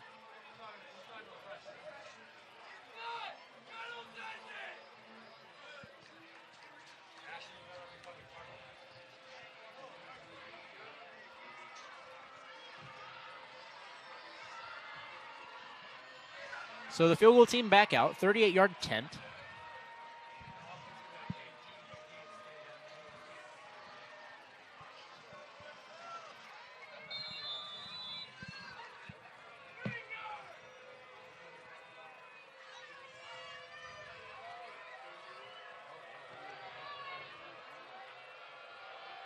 Kenny Curry, 2 for 2 so far on the night, and a PAT. Hold is down, and it's right through the middle. As time expires here in the second half, it'll be Warriors 27 with an 11-point lead over the Mooresville 16 going into the half. Great time to remind you that this broadcast of Whiteland football is brought to you by Johnson County Axe Throwing. Located at 6001 North US 31 in Whiteland, Johnson County Axe Throwing is safe and fun for the whole family. With seasonal leagues, corporate events, and 50% off for military and their families, there's always something to love at Johnson County Axe Throwing, proud sponsor of the Whiteland Beat Sports Network. WBSN would also like to thank Bailey and Wood Mortgage Lender for being a title supporter of Whiteland Athletics. Family owned and committed to the community, Bailey and Wood Mortgage Lender. With that, we're going to take a break. We'll be back for the halftime report shortly. You're watching Whiteland football on the Whiteland Beat Sports Network.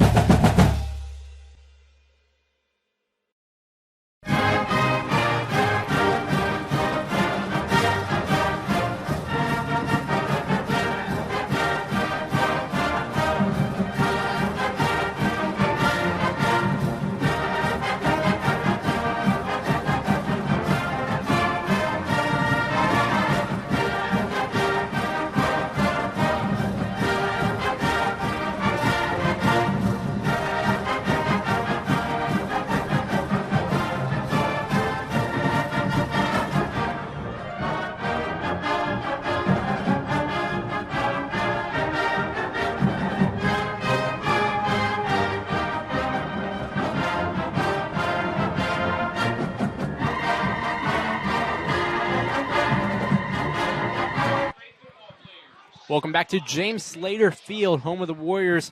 And here for the halftime report, I'm Jaden Collins. Along my side, Jackson Brown. And boy, do we have a great half to unpack here that just occurred. So first off, it started off, Warriors couldn't have started any worse, honestly. They gave up a touchdown on kind of a penalty rail drive, and then they muffed the ensuing kickoff and gave them another 3. So they were down 10 points in the first 4 minutes of the game alone. But then they stormed back, only giving up 6 points after that and scoring 27. I mean, that offense really picked up, cleaned it up for the defense, and then really after that, it really started to pick up for both sides of the ball. I mean, the second half is really going to show. Yeah, and it all started off with the Warriors just put their foot on the pedal once they got the ball, and they just didn't let up. The Slate Valentine touchdown was the first touchdown you saw. It was just a simple little pitch play, and he took it right up the gut, untouched for his first career touchdown here in Whiteland. His brother, Chase Valentine, probably looking at this, watching this broadcast, proud of him. Which is a great thing to see there. And then later, on almost an identical play, Peyton Emberton hit pay dirt as well. I mean, yeah. Offensive line is just really doing a lot tonight. I mean, our guys are running really well, too. Overall, I mean. And then Standifer, of course, had an amazing receiving touchdown. That was after he recovered a fumble that was forced on Nick Patterson. So that really shifted the tides of momentum here as the Warriors took the lead there, and they just didn't look back. I mentioned before that Emberton touchdown. Now you'll see it here on your screen. Just see the same play they ran with Slate Valentine, and they punch it in with Emberton still standing up there. Yeah, those seniors are, I mean, they're blocking well tonight. And then right before the half, of course, you had Nyrus Moore-Smith on the reverse, and this just fooled the entire Mooresville defense, and Moore-Smith took it to the house untouched, turning on that track speed that he has, and it's really just unstoppable what the Warriors are doing on offense with their rushing attack. Yeah, I mean, overall, I mean, they were just running all over the place, doing really well. I mean, filling their spots. Like that play when Nyrus Moore-Smith ran in, that was a tricky play. I mean, that was, for where they were at, just the overall circumstance was very surprising. Yeah, speaking of tricky plays, we saw Mooresville dip into their bag of tricks once. They handed it off to, I believe it was Levi Dorn, and then he attempted a pass. We could possibly see that more often as they're trying to claw their way back into this game. They did it at a little 2-minute drill there. They lucked out with a few penalties, got 3 on the board. They're back in this thing, and the Warriors definitely can't overlook them going into the second half. How do you think the Warriors can prevent overlooking them? Cut down on flags. I mean, the defensive line can really, the defensive line has been doing good, but there's some plays that they would have been, they're crucial. You have to shut down those types of plays. I mean. Yeah, the Warriors defense, obviously, we've pointed out some mismatches on the back end. What do you think Mooresville is going to do to kind of exploit those later in the second half? I think they're going to go there a lot because they've seen it's worked this first half.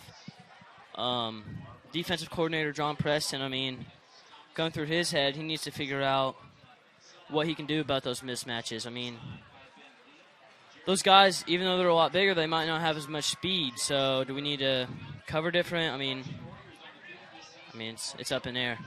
Oh, it'll be up to the Warriors to decide what they do here in this second half. They do field the opening kickoff, and their offense has been firing on all cylinders, already scoring more points in this first half than they did last week alone. So something definitely to look out for. And they have been great in the defending the running game and in the running game. They're just a battle in the trenches that they have absolutely dominated so far in this first half. We'll see if we keep that up. Yep. So thank you for tuning into this halftime report. Again, I'm James Collins. On my side, Jackson Brown. We'll have the second half coming up to you soon here on the Whiteland Beat Sports Network.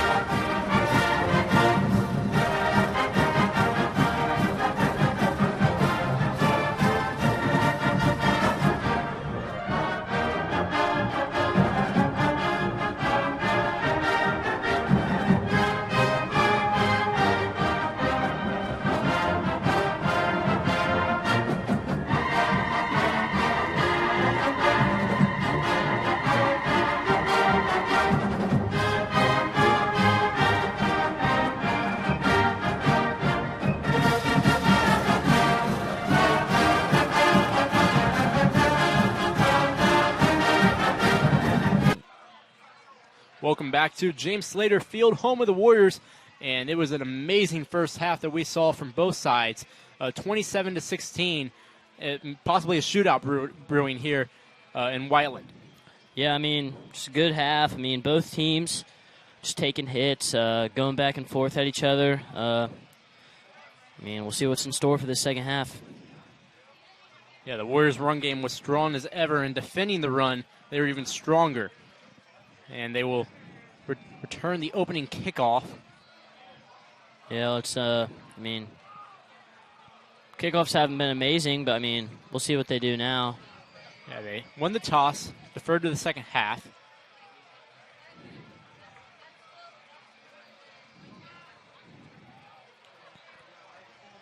If the Warriors can score on this drive, that's a lot of momentum, and they can, I mean, that really puts a lot of pressure on that Pioneers defense going into the rest of the game. So the Warriors holding on to an 11-point lead. Now, an interesting alignment. Instead of having Perkins all the way back, they've moved him up to the 30-yard line. Crowley, the lone man, back to return. So possibly looking for that, maybe an onside kick, catch Whiteland off guard. Maybe we'll see what this change makes any difference for either teams. It could go both ways. Kenny Curry will kick off for the Pioneers.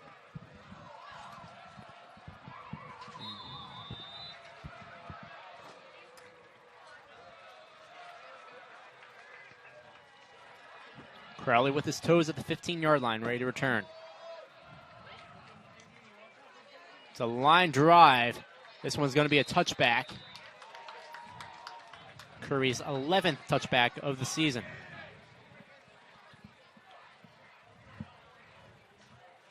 So now here comes back out on the field the Warriors offense. Led in that first half by a healthy dose of Emberton, Crowley, and even a little Valentine there. Yeah, I mean, all three of those guys were just running all over the place. I mean, the offensive line was making gaps. I mean, they were finding them. Same thing for the defensive line. The defensive line was closing gaps, though. I mean, they were just swallowing a lot of plays. They were doing really well. Let's see what they can do now. Denham comes out under center. Warriors in the I for him.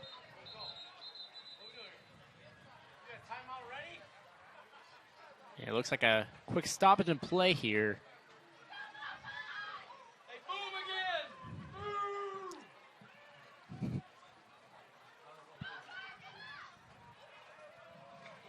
So we had some issues in the first half with, stoppage and play, and we thought it would be the play clock.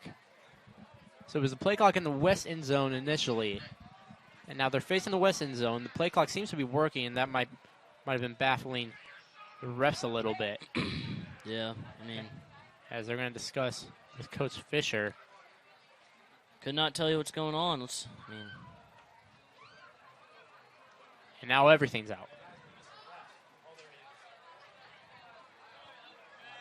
So the scoreboard kind of blacked out for a second. A lot of confusion here.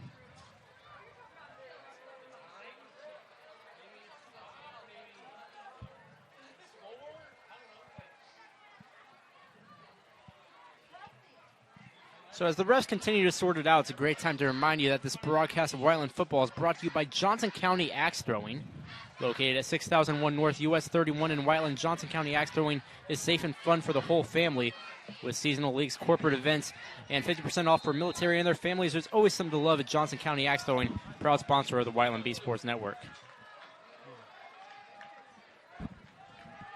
It's Valentine up the middle, weaving his way through traffic there. In about 4 or 5. I mean, he's had a lot of gains this game that have been really crucial for our offense, so let's see if he can keep it up this second half. Looks like the offensive line might be able to. So it'll be 2nd and 6 from the 24-yard line.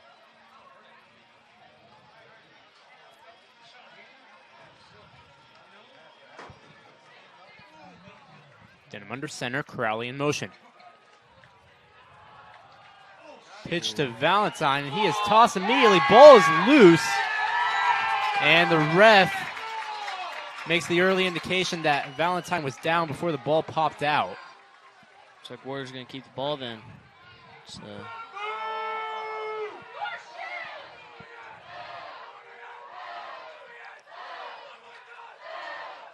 Mooresville fans in front of us not quite happy with that call. Not at all. We apologize for some of their choice words.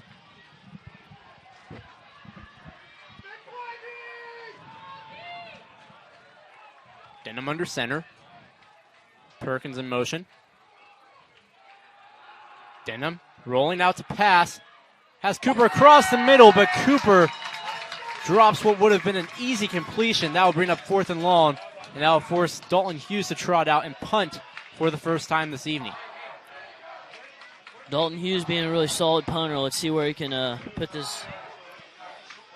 I guess just put the ball. I mean, put him farther back than any other punter they're going to see.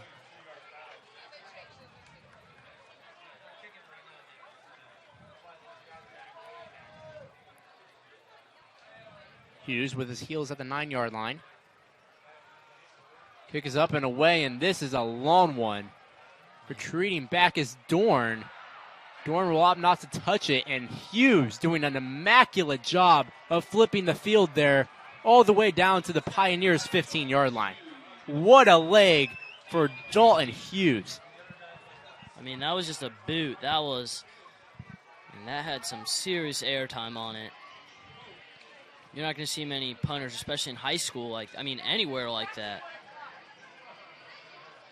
Well, Hughes has several college offers for punting. Yep.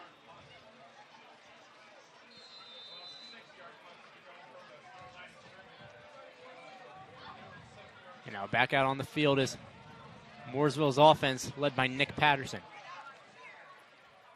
We've yet to really see him really run, so we'll see what he does the second half. Hand off to Clements. Ball's loose. Man, that defensive line is just killing them today. Warriors indicating that they have it. Oh. And they'll say second down for the Pioneers.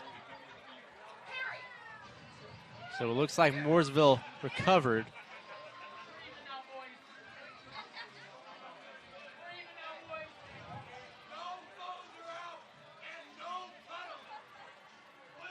So the Warriors defense now in a 2nd and 10 situation.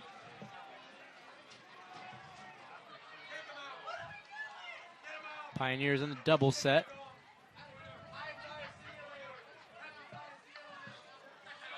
Patterson directing traffic, out route, and what a hit by Jordan Palmer.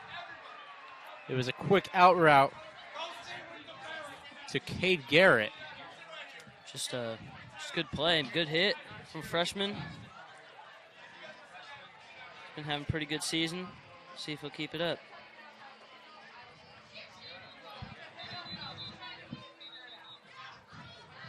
So it looks like another stoppage in play, and they're going to instruct that Garrett will leave the ball game after that hit. He was adjusting his helmet, and the ref is escorting him out of the ball game at least for one play. Garrett pleading the official. They'll get a sub in there.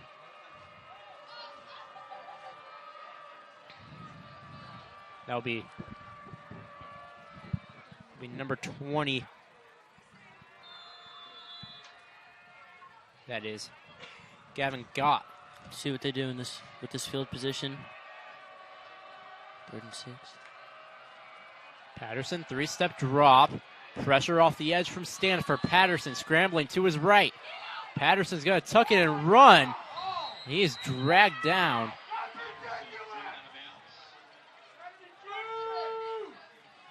That was Peyton Dotson on the effort. On the sideline, looks like they ran to the kicking net there.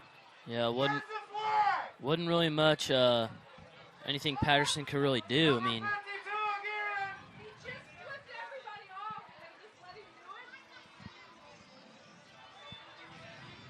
so I'll bring up 4th and medium for the Pioneers.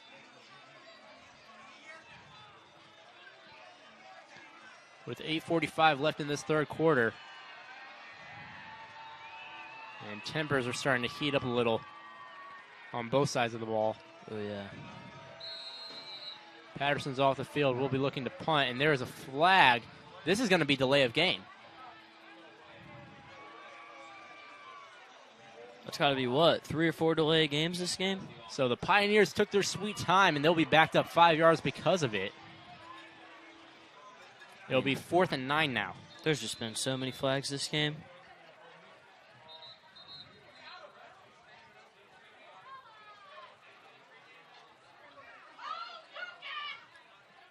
We'll see what this punter can do.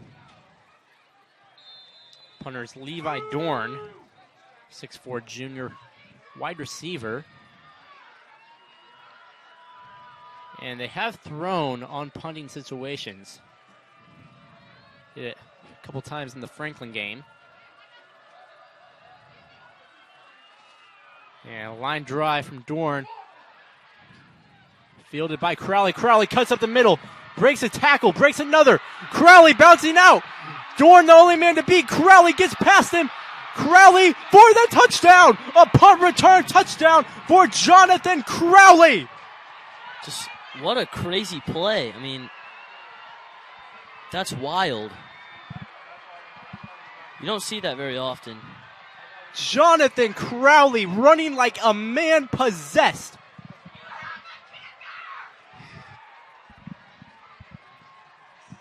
And the Warriors strike first blood in this second half. Man, they are really picking up. See if they get rolling. Mathis with the extra point right down the middle. 34-16. Warriors are rolling past the Pioneers so far in this third quarter. I mean, from what we're seeing this game, I mean, it's just turned. Look at this replay. Line drive punt. Crowley had trouble fielding it at first, but then he split 2 defenders, did so again, hit him with a little B button right there, and he was off to the races. Got past the punter, had a convoy of blockers, and Crowley ran in for the score. An amazing running effort. We saw something similar to it. He had a 60-some yard touchdown against Martinsville, where he turned into that beast runner that we've seen from Crowley so far this season. He just refuses to go down. Just breaking tackles there. It's all over the place.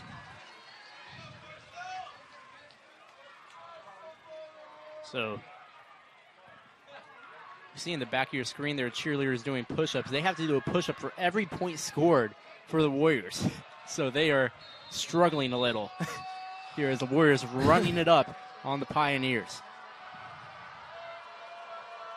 Mathis to kick it off.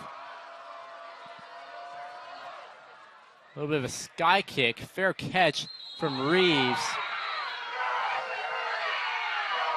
And looks like Moore Smith almost hit him late. Didn't recognize the fair catch, and no flag thrown. Didn't really look Pioneers fans kind of outraged. I mean, from what I'm seeing, it didn't really look like he hit him hard. Didn't look like he was going to.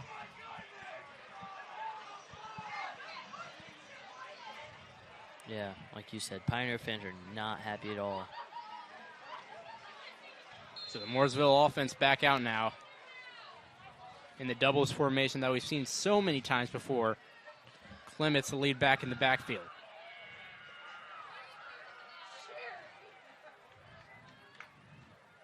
Pressure off the edge from Stanford. Quick hitch. Oh, man. Fell into Milligan's lap, and he couldn't hold on.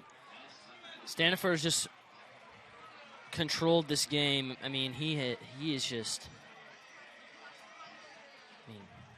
just a beast. A game for Brady Stanford to remember. This pressure off the edge has had Patterson rattled all game long.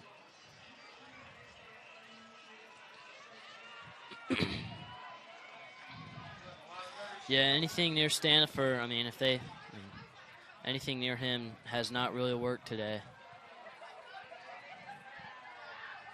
See what he does now. Patterson once again. Play action. A quick hitch is blown up to Thomas right there. And there's a little bit of extracurricular activity right there between Chase Price, the right tackle, and Brady Standifer.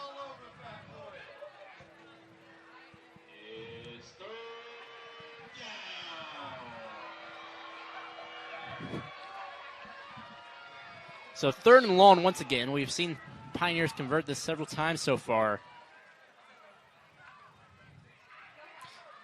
We'll see what kind of blitz Preston wants to dial up this time. Trips to the top of the screen. Warriors giving soft coverage. Deep shot intended for Thomas.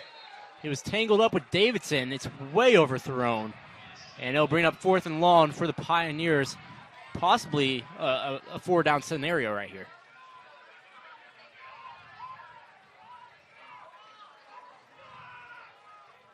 See what Mooresville, I guess, tries to do now. I mean,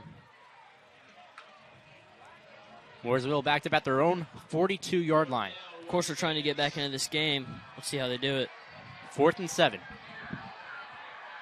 Double set. They motion into H-back trips. Patterson, 3-step drop. Scanning. Under pressure. Oh. Almost picked off by Nyrus Moore-Smith. However, it's a turnover on downs, and the Warriors take advantage.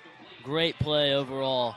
I mean, just everything went right for those Warriors on that play. The whole drive. Patterson had pressure right in his face, chucked it up. Moore-Smith almost came down with it. However, I think with the turnover on downs, it's better now if he had come down with it. Maybe an intentional drop right there, thinking ahead of the game.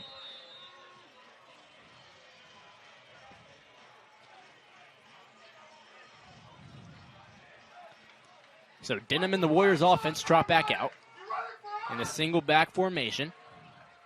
See what they do. They motion in the I form. Emberton's been just running all over the place.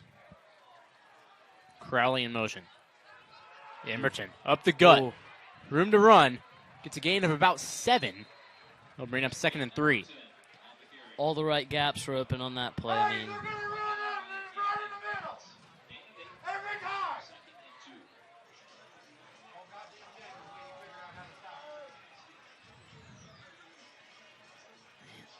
so the Warriors taking their time.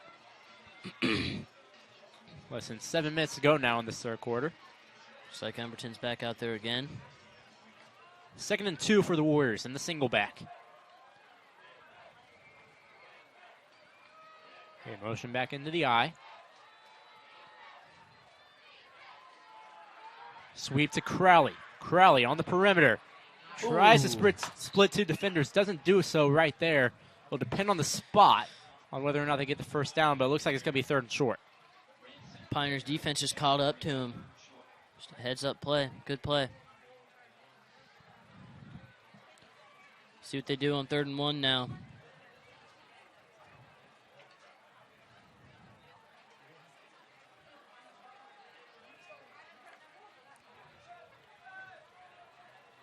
Denham under center. Toss to Emberton. No. He fumbles, and he recovers it, but he is down for a loss of 4. Oh, and it looks like he was hit. Oh, he's getting back up. A hard hit right there. He'll bring up 4th and 4 for the Warriors. Long 4, if that.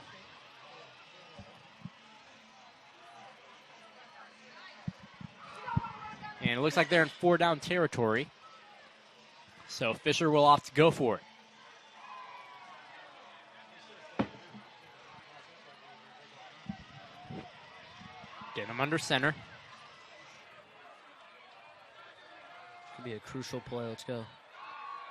Toss to Valentine. Valentine up the middle. Valentine, room to run. Valentine, the 20, down around the 16-yard line. Slate Valentine. Valentine with another crucial play. I mean, he is just, every time he's got the ball, it's just resulted in a positive outcome. I mean, he is just tearing up this Pioneers defense today. So it's now 1st and 10 from, I believe they'll mark it down to the 17-yard line. They're doing nothing to defend him. So we'll see if they change anything.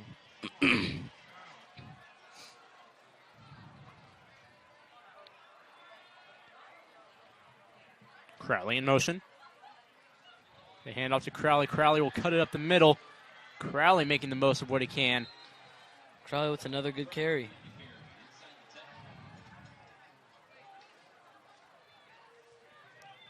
Gain of about 7 or 8 on that play. We'll bring up 2nd and 2.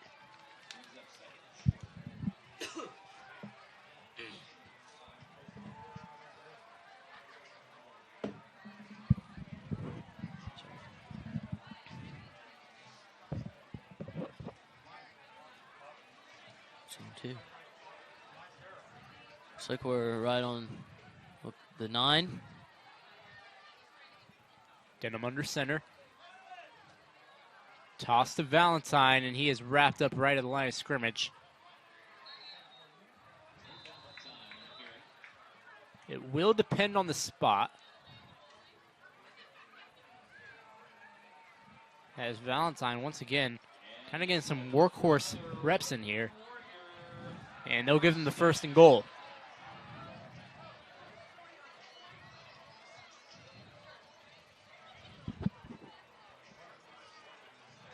So 1st and goal for the Warriors, and they are just milking the clock right now.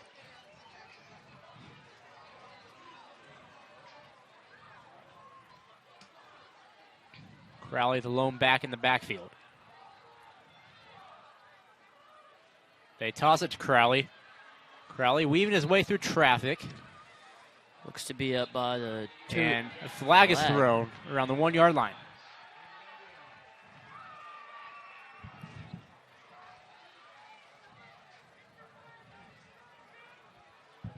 See who this flag is on. So we mentioned before the chippiness of this ball game. I mean, all game today, flags have just been back and forth, back and forth. I mean, it seems like it's like a challenge. I mean, it's just been so many flags on both sides of the ball.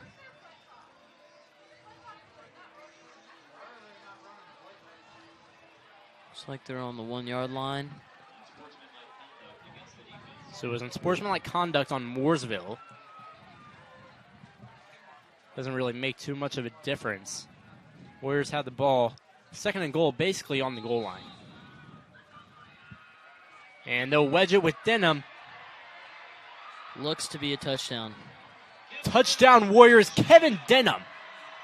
His 6th quarterback sneak for a touchdown on the season. Warriors are just pounding the Pioneers defense tonight. I mean, they've done nothing to contain them the past couple quarters. I mean, yeah, they had a hot start, but now, I mean, it seems like they're just slowing down. And we still got 3 minutes, 15 seconds left in the 3rd quarter. We'll see what they do in the 4th. Mathis on for the PAT. Nailed it. Right through the uprights. 41-16, and I believe the floodgates are open here at James Slater Field for the Whiteland Warriors. This could definitely turn out to be a very high-scoring game.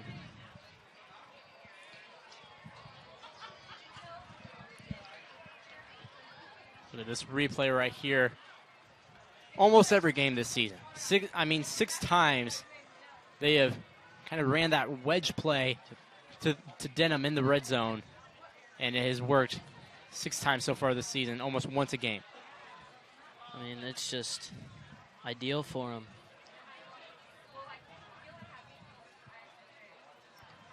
Both teams coming into this game, they knew it would be a challenge. I mean, the Warriors, especially this 2nd half, have just taken advantage and just been pounding on both sides of the ball. I mean, they're just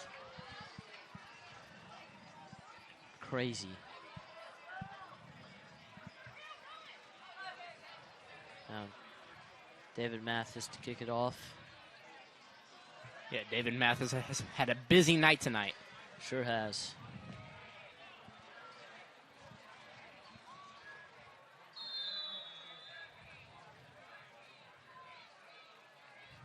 David Mathis also a member of the boys soccer team. They'll kick off regionals.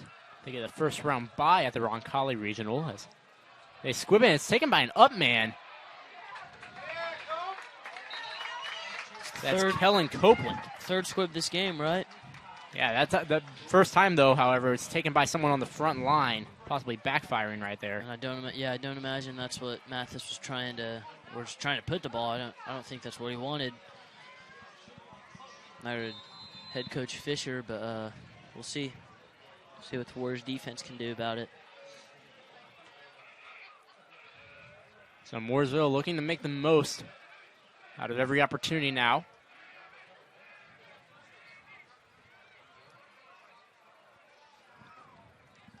Patterson with his heels at the 50. And he'll run power. Sneaks out, and I believe the ball might have been loose. It's very surprising. I mean, Patterson has had pressure on him all game. Coming off 24 carries last week, he's not. I mean, they've made a change or something because he's not done any of that this week. Good gain of about 4 right there.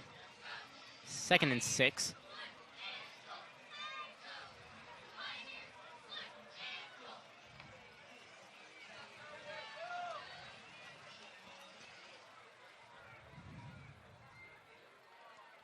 Double set once again. 3-step drop for Patterson. He fires, slot fade. Stanifer in coverage, and they'll throw a flag on Stanifer for pass interference. He's tangled up with Nate Thompson there. There's not much he could do about that one. I mean, it is interesting because that's a matchup that you find favorable if you're a Whiteland Warrior fan. Yeah. Stanifer played some safety last year, and standing at 6'4", he's a matchup nightmare for almost any wide receiver. As you see, he's conversing with a ref right there, asking him, hey, what did I do wrong there? I mean, Stanifer's just been really, I mean, he is the field general when he's on defense. He's determined kind of the game today. I mean, when he plays well, the defense plays well.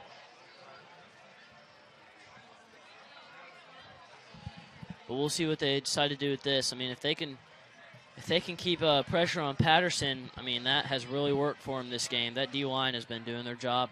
Everybody on defense has been doing their job. See if they can keep it up. H-back trips. Sprint out for Patterson. Under a little bit of pressure, fires it to the back of the end zone.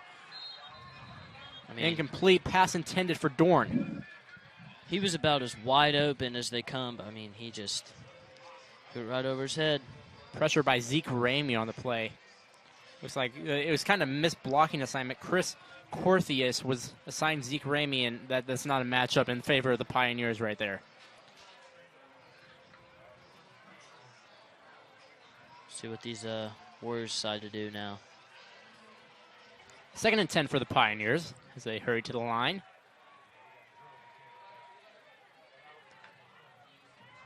Three-step drop for Patterson. Pressure off the edge from Stanifer. And it's thrown over the head of Levi Dorn. Stanifer on that play just coming in and crushing Patterson. Pioneer fans not pleased with it.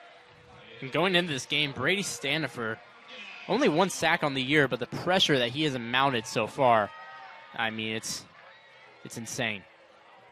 Well, he's got 2 deflects this game, right? Something like that. They motion Knight. Patterson drops back once again. Zeke Ramey off the edge. Almost got him. It's a post route. Ooh. Incomplete, intended for Reeves. It was Kalik Bowen Davidson in coverage, the 2 juniors in the defensive backfield. 4th and 10 now. I don't know if that. I guess that's. I can't tell if that's field goal range for them, but we'll see. Looks like they're going to go for it. Looked like it was a 1-high look there for the Warriors, and running a post against 1-high is not a smart choice if you're an offensive coordinator.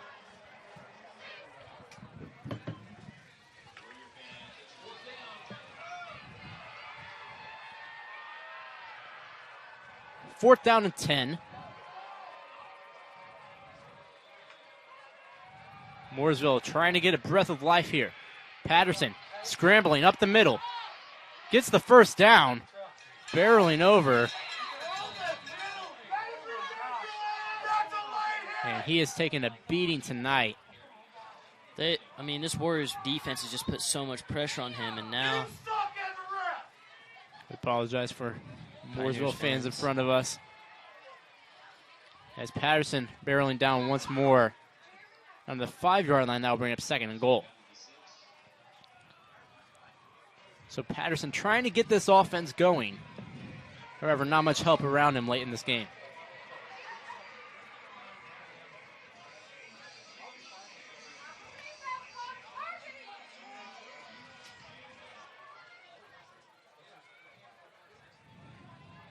Double set. Patterson takes a snap. Takes a hitch, throws a screen in the end zone. Slant route, and it's called a touchdown for Wes Reeves. All around, that was an amazing pass. He hit him right where it needed to be. Great play by the Pioneers offense. So Patterson alone giving the offense some life right there as Wesley Reeves and Caligbo kind of fought for that 50-50 ball. And just an amazing throw. Pump faked the bubble screen, and then you had that slant across the middle that he just threw perfectly. It's like what we saw from Stanford down here. Really anything in the end zone tonight, they've just been fighting for it. So Mooresville will go for 2. They elect to do it from the left hash. Possibly a sprint out coming to the right side of the field. We've seen this before when they have H-back trips to the bottom of the screen. They love to sprint out. They do it once more. And Stanifer applying pressure. He's going to drag down Patterson for the sack. Brady Stanifer, remember the name. He's just been controlling this game. So many big, crucial plays he's made. Going out there playing linebacker, being the kind of the leader of this defense. Just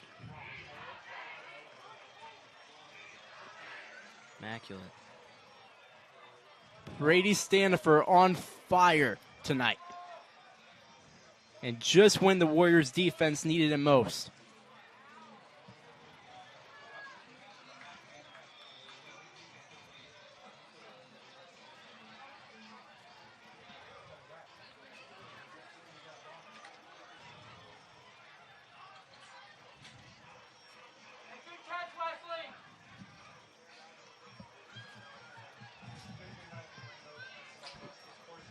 So the kicking team will trot back out for Mooresville.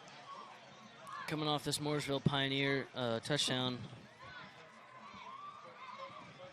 we got to wonder what the Warriors' offense is going to look like now. What are they going to do? Kind of have to answer now.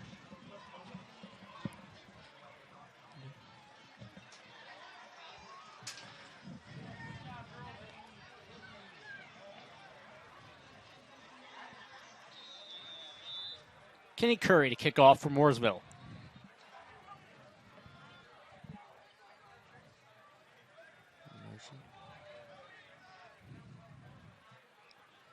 Crowley deep to return, heels at the 10. And it's an onside kick attempt recovered by Caden Davidson. So the Warriors will take over at their own 48-yard line. Didn't work as what they wanted it to be, kind of seems like. Great time to remind you that this broadcast of Whiteland football is brought to you by Johnson County Axe Throwing, located at 6001 North, US 31 in Whiteland. Johnson County Axe Throwing is safe and fun for the whole family. With seasonal leagues, corporate events, and 50% off for military and their families, there's always something to love at Johnson County Axe Throwing, proud sponsor of the Whiteland Beat Sports Network. Warriors offense back out on the field. They've put up 41 points so far this evening. Valentine looking to make some more with a 4-yard gain. Valentine having a really solid game today. A sophomore just coming in and filling his role, doing really well. We'll love to see more from him. Now in the final seconds of this third quarter,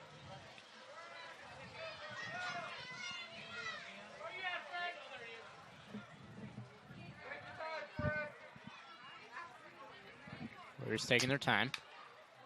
Shift into the I.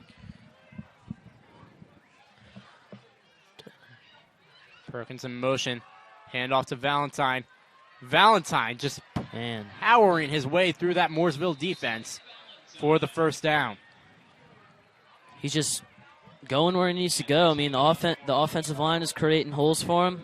He's getting through there.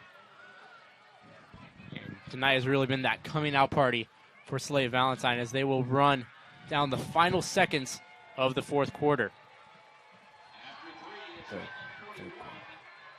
So at the end of that third quarter, Mooresville tried to get a little bit of life there, but I think after shutting down that 2-point conversion attempt from Brady Stanford, the Warriors just reaped that momentum away from them. Yeah, I mean, you can see the 13,000 feet has a way of testing a man's soul. After all, you were never meant to take on such an endeavor. That long drop is what separates human from superhuman. And here we are, right here, right now. You're good at motivation, we're good at your insurance. Start with Indiana Farm Bureau Insurance and stop knocking on wood. Hi, I'm Matt Wolford, president of the IHSAA Foundation, and we need your help. We need your help so the youth of our community can develop advanced leadership skills. We need your help giving high school administrators and coaches the instruction and insight they need to be better role models and teachers. To learn more or to make a tax-deductible contribution, go to IHSAAfoundation.org. You'll not only be contributing to the foundation of the IHSAA, you'll be contributing to the foundation of our community.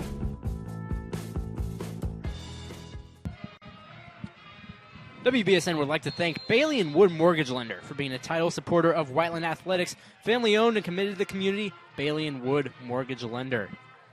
Warriors offense back out to start this fourth quarter. They have dominated the first three as Mooresmith is in motion. They hand it up to Emberton up the gut. Fighting for those extra yards. He gets the extra push from the O-line, and he'll gain about 4 or 5 yards on the carry.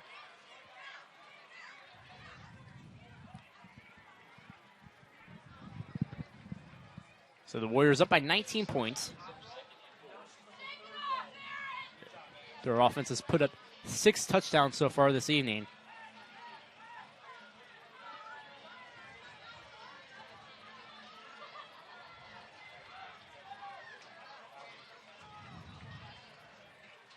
And their run game has been unstoppable. They shift into the I form. Crowley in motion. He'll take the sweep. Trying to make some room. He'll get the first down. Not much more after that, however. Good run. As the Warriors are down to the 27-yard line.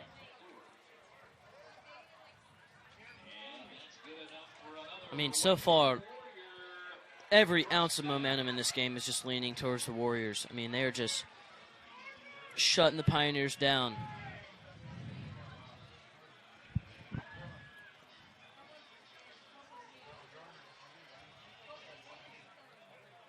Denham under center once again. Perkins in motion. They hand off to Emberton. Emberton down after a gain of about 2 or 3. Works. It'll be second down and 8 yards to go. I mean, just really every guy who's touched the ball running-wise for the Warriors tonight has just been having a solid game. I mean, it's been great.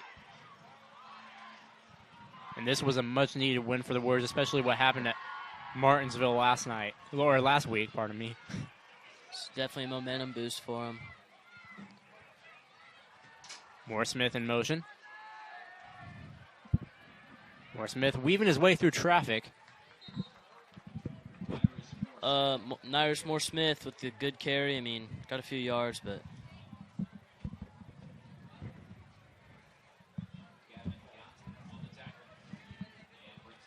Warriors continuing to drain the clock.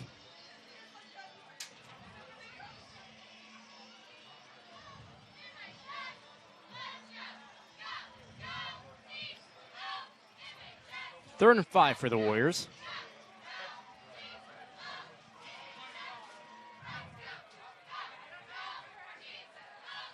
Perkins in motion. Try to draw them off sides. They'll hand off to Emberton once again. Emberton breaks the tackle. Finally brought down. There's another great run by Peyton Emberton. I mean, we've seen so many of those this game. Just crucial runs. Been doing really well. We'll see. We'll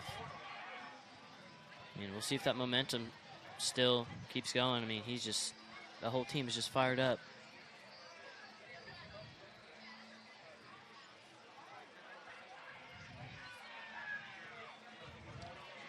Two receivers to the bottom of the screen. And I'm burning some clock. They toss to Emberton. Down around the 5-yard line. Another good run. So far this drive, seems like they're really relying on Peyton Emberton. 2nd and 4 from the 5-yard line. Looks like he's going to get a breather. Looks like they brought in Slate Valentine.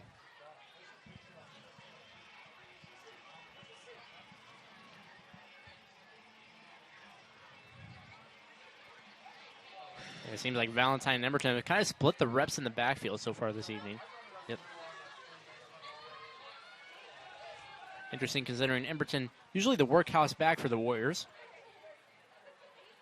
They toss to Valentine, and he is stopped immediately at the line of scrimmage. Can we expect to see more Slate Valentine, you think, the rest of the season, especially after the night he's had tonight? Well, looking ahead, they got Plainfield and Greenwood coming up. Two teams they definitely do not want to overlook. Plainfield, again, in that 4-way tie, a team that has kind of surprised everyone here in this Mid-State Conference.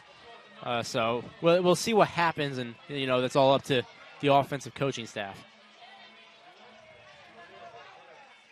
He's just really picked up. Crowley in motion. And they'll pass Cam Cooper in the end zone with the diving grab.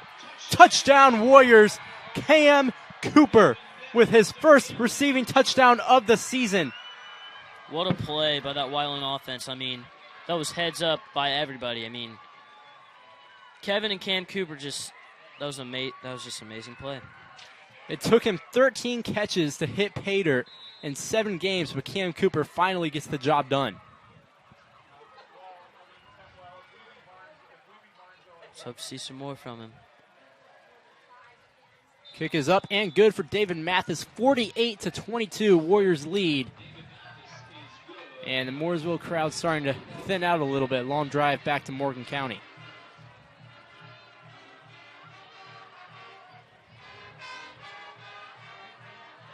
Whiteland fans thrilled right now. I mean, this is just a great game so far.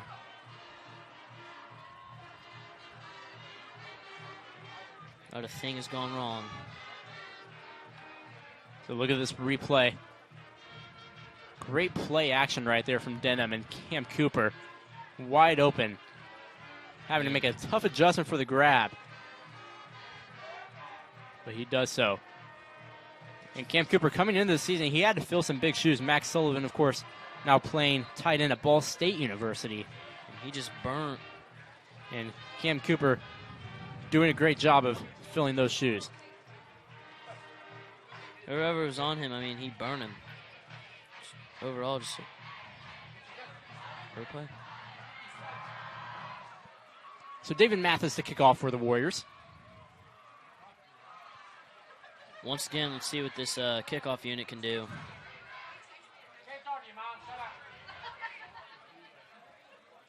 Okay.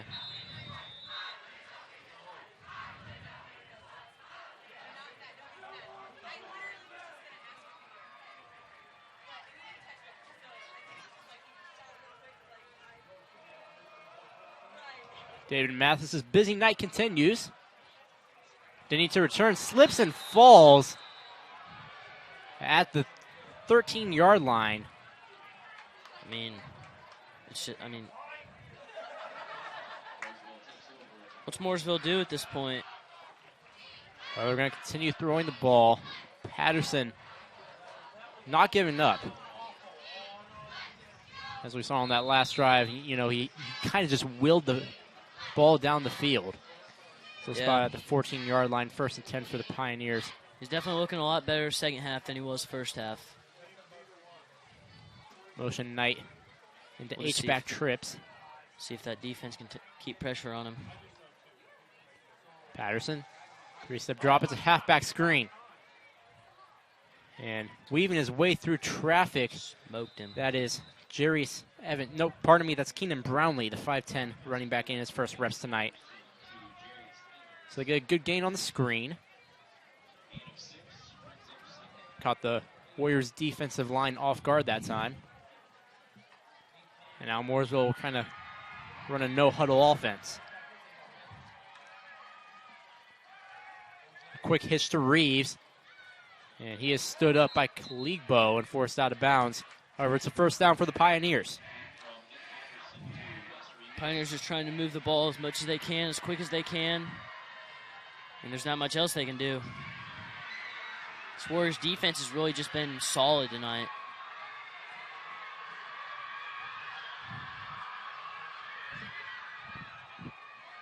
So Patterson drops back, throws a nice slant to Dorn. He's tripped up by Perkins. If he wasn't tripped up, that could have gone for a long game. Yeah, he could have been gone. He had wide open field right up the middle. So they're out to the 40-yard line now, continuing the no-huddle offense.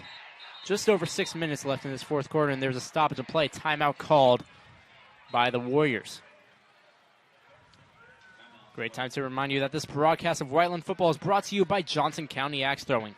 Located at 6001 North US 31 in Whiteland, Johnson County Axe Throwing is safe and fun for the whole family. With seasonal leagues, corporate events, and 50% off for military and their families, there's always something to love at Johnson County Axe Throwing, proud sponsor of the Whiteland Beat Sports Network. WBSN would also like to thank Bailey and Wood Mortgage Lender for being a title supporter of Whiteland Athletics. Family owned and committed to the community, Bailey and Wood Mortgage Lender.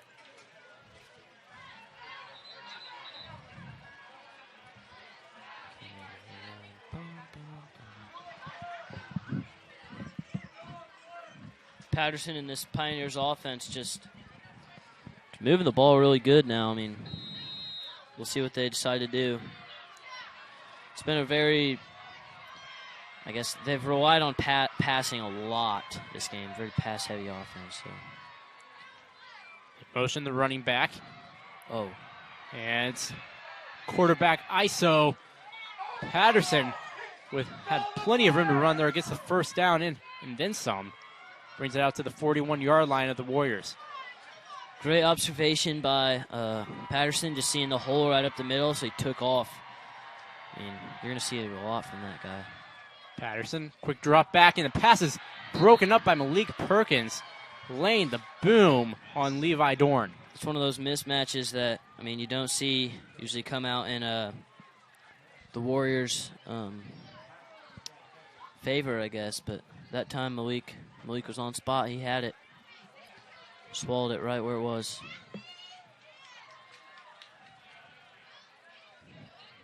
Patterson in the gun once more. Drops back, pressure off the edge by Zeke Ramey, and Patterson will be brought down. It's all game. Patterson, that defensive line and, the linebackers, everybody have just been all over Patterson. He can't get a break. So Zeke Ramey, the middle linebacker, blitzing around the outside. Great stunt drawn up by the Warriors' defensive coordinator, John Preston, right there to get that sack. Patterson didn't see it coming until he was right behind him. H-back trips to the top of the screen. They hand off. That's to Brownlee. He gets the first down before being forced out of bounds by Kaligbo. Great run by Brownlee.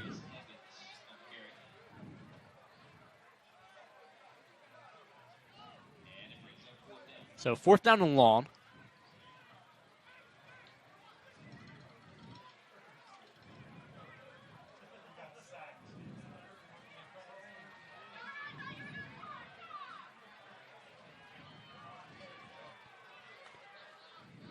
Patterson, 3-step drop. Scanning. Throws to the left. And a good pass to Wes Reeves, who was brought down by Kaligbo. Good heads-up play by Patterson and his receiver. And a great heads-up play by Reeves getting to the sticks before turning and making that hitch route. Reeves appears to be pain in his elbow, possibly. Yeah, and there's a flag. This play's got to come back. It was a holding on the Pioneers. So they finally bought time for Patterson, but it looks like they had to do a little bit of money laundering to do so. Looks like Reeves is staying in.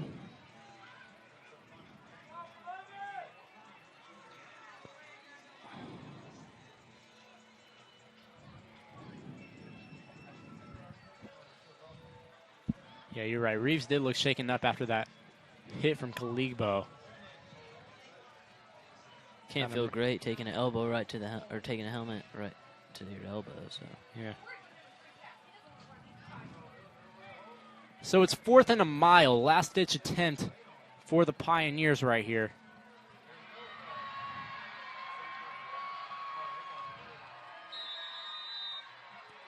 Two receivers. 2-by-1 set to the top of the screen. Patterson under pressure once again. Rolling out to his left. Patterson forced out of bounds. That will be a sack by the Warriors. Jordan Palmer initially forcing the pressure, and Scott Harden forcing him out of bounds. Warriors will take over in great territory, possibly looking to get some more points on the board.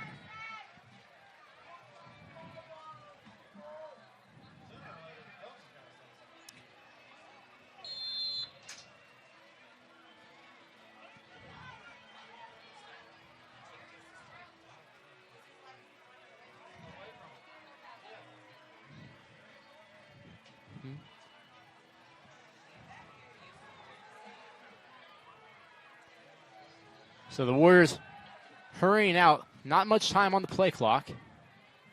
Perkins in motion. They barely get the snap off. Emberton up the middle. Emberton weaving his way through traffic. And Emberton down after a gain of about 9. He'll be short of the first down marker, but not by much.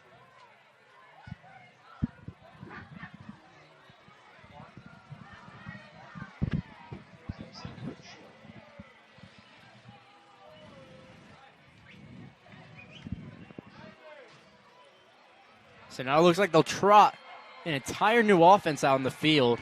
A platoon swap for the Warriors here late in this game. Just over 4 minutes left to go. Reese Davis under center. Motion steal. Hands off to Valentine. Valentine fighting for yards. Fumbled the football. Pioneers saying they have it. And they do. So Mooresville recovers a fumble. The offense will head back out on the field. So minor error from Slate Valentine late in this ball game, but he has had a great game to kind of overshadow that. I mean, he has just. Last game he had that 17-yard run. This game, I feel like he's really picked it up. He's been all over the place. I mean, just burning guys here and there. I mean, he's having a good game. So Nick Patterson, no quit in this kid. 2-by-1 set. He drops back, scanning the field. Great coverage by the Warriors. He's got to throw it up and out of bounds.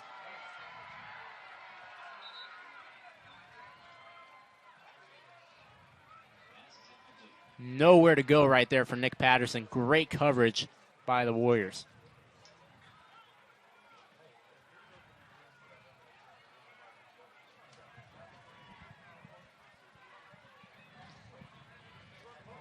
Two by two. 3-step drop. Fires into the flat. He has Dorn, and he is brought down by Milligan. Milligan and Stanifer. Who else but Stanifer? He has had an amazing game so far, and it continues. I mean, just tearing up the turf. He's doing everything he can to stop this Pioneers offense. I mean, he's filling his role.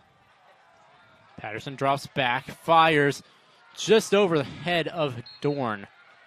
Dorn almost had it, but it was in his hands, just got away from him. Malik Perkins in coverage for the Warriors.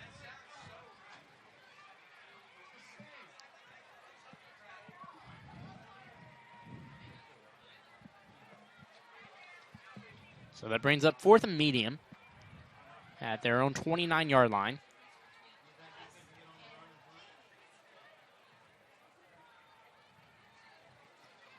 Brownlee in the backfield. Patterson, one-step drop, fires to Dorn at the sticks, breaks Kaligbo's tackle, but he's brought down immediately by Dalton Hughes. Gets the first down, however, not much after that. Yep, 3 minutes, 15 seconds left in the game. I mean, Mooresville's just making a last-ditch effort to score. So they stop the clock to move the chains. Like you Mooresville said. taking full advantage. Patterson up the middle, scrambling a little bit. Has room to run. Makes Perkins miss. Going down the sideline, and Patterson is off to the races. Oh, my. Nicholas Patterson for the touchdown late. That's his 10th rushing touchdown on the year. Over 2,000 yards rushing. I mean, he is a unit at quarterback. So like we said before the drive started, no quit in this kid, Nicholas Patterson. I mean, in the last touchdown for the Pioneers. About a 60-yard carry right there for the touchdown.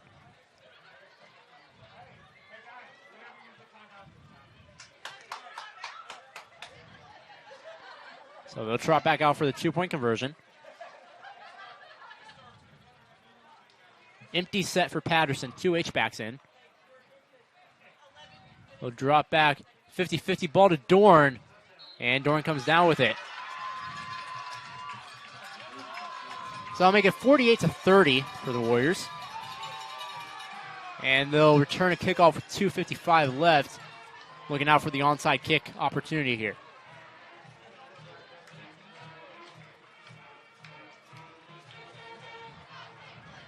Look at that replay. Just a simple QB draw play. Looked like Ramey slipped and fell. He made Perkins miss, and then, I mean, just the breakaway speed. Took a while to accelerate, and maybe, you know, he's usually that power rusher that you see from him, but he really turned on the Jets right there. He really showed his versatility. I mean, he ran all over that defense, and no one was stopping him.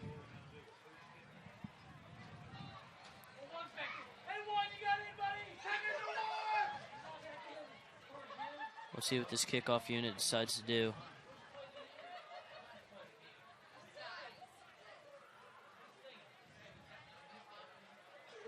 So Kenny Curry will do the kickoff duties. Possibly looking to onsides it.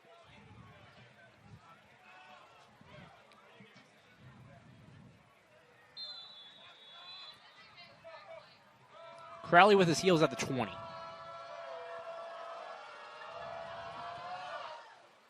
Onside to the left, recovered by Caden Turner at the 49-yard line, and the Warriors will take over. That's 2 times that onside has not worked. I mean, Mooresville just has no clue what to do with Whiteland right now. I mean, it's just starting to get ugly. So like we said at halftime, shootout brewing in. 48-30 is definitely a shootout score, however. I think the Warriors might have won this one. Yeah. Just got to run out the clock.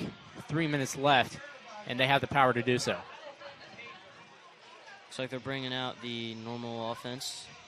Yeah, starters back in for Whiteland. Perkins in at sweeper. Dive to Emberton. And he's almost made his way out of the pile. Forward progress, tracks in 2 yards.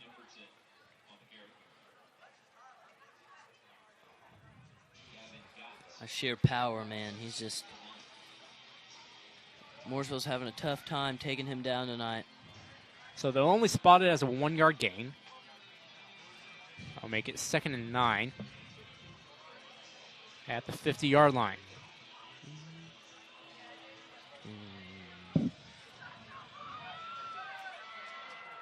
Warriors on the right hash. Moore Smith and a sweeper. They motion him. Sweep to Moore Smith. Trying to make room. And he's down around the 42-yard line of the Pioneers.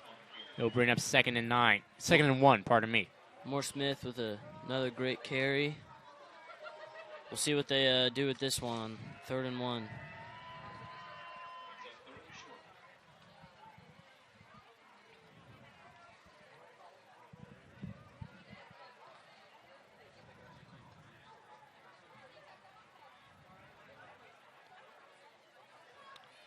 So it's 3rd and 1, not 2nd and 1. Denham milking play clock. Motions Perkins. Emberton gets the first down. Emberton room to run. Rumbling his way down to the 21-yard line. First down for the Warriors. Like we've said all game, Emberton is just having a game. He's having a night. I mean, he's unstoppable today. Looks like he got a little bit banged up on that play. Limping back to the huddle, but he ought to be fine. So just slightly over a minute left to go.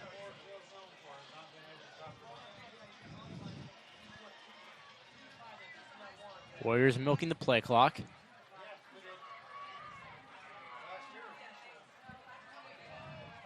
Moore Smith in motion. Emberton up the gut once again. Another great run from Peyton Emberton. I mean, we've just seen so many of those tonight.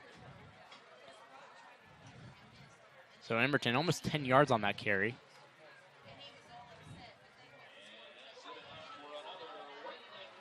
And they'll signal a first down for the Warriors. Now just having to run one more play. And they'll come out in the victory formation.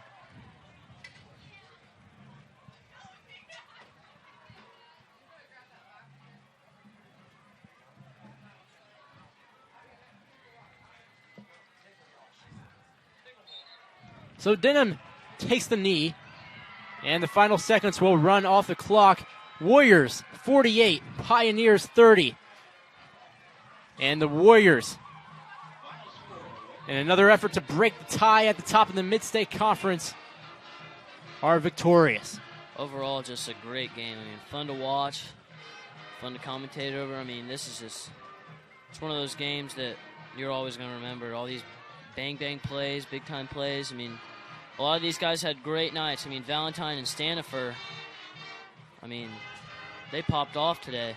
Yeah, Brady Stanifer definitely taking this game into his own hands. Oh, yeah. And he took over on the defensive side of the ball, definitely, and even a little bit on the offensive side of the ball, catching that one touchdown. But an all-around team effort was amazing for the Whiteland Warriors tonight. I mean, everything about the Warriors tonight just went well. I mean, defensive line was doing what they needed to. Offensive line, D-backs. It's great. I mean, if they continue to play like this, we're on our way to, so the Warriors, great season. So looking ahead, the Warriors travel to Plainfield next week. Plainfield, again, as I mentioned, we don't know how their game went tonight, but they were in that four-way tie. There were 4 teams that were 3-1 in the Mid-State Conference at the top of that conference heading into the night's action. Warriors now 4-1 in Mid-State Conference. Plainfield dropping down to 3-2. Plainfield has Martinsville next week. Martinsville, of course, defeated Whiteland last week, running that crazy, insane RPO action. So that'll be a tough test for Mooresville ahead. And this has really been just a gauntlet of the season for Mooresville. They had Franklin last week, who they lost to. They didn't do great against Whiteland tonight, and now they have Martinsville next week. A tough test and a conference rival for them. So that will conclude our broadcast as the Warriors win once again here at James Slater Field. We thank you guys for tuning in. For our entire broadcast team, for our director, Lucas Corley, I'm Jaden Collins. For Jackson Brown, the brand new commentator along my side, we thank you for tuning in. Good night.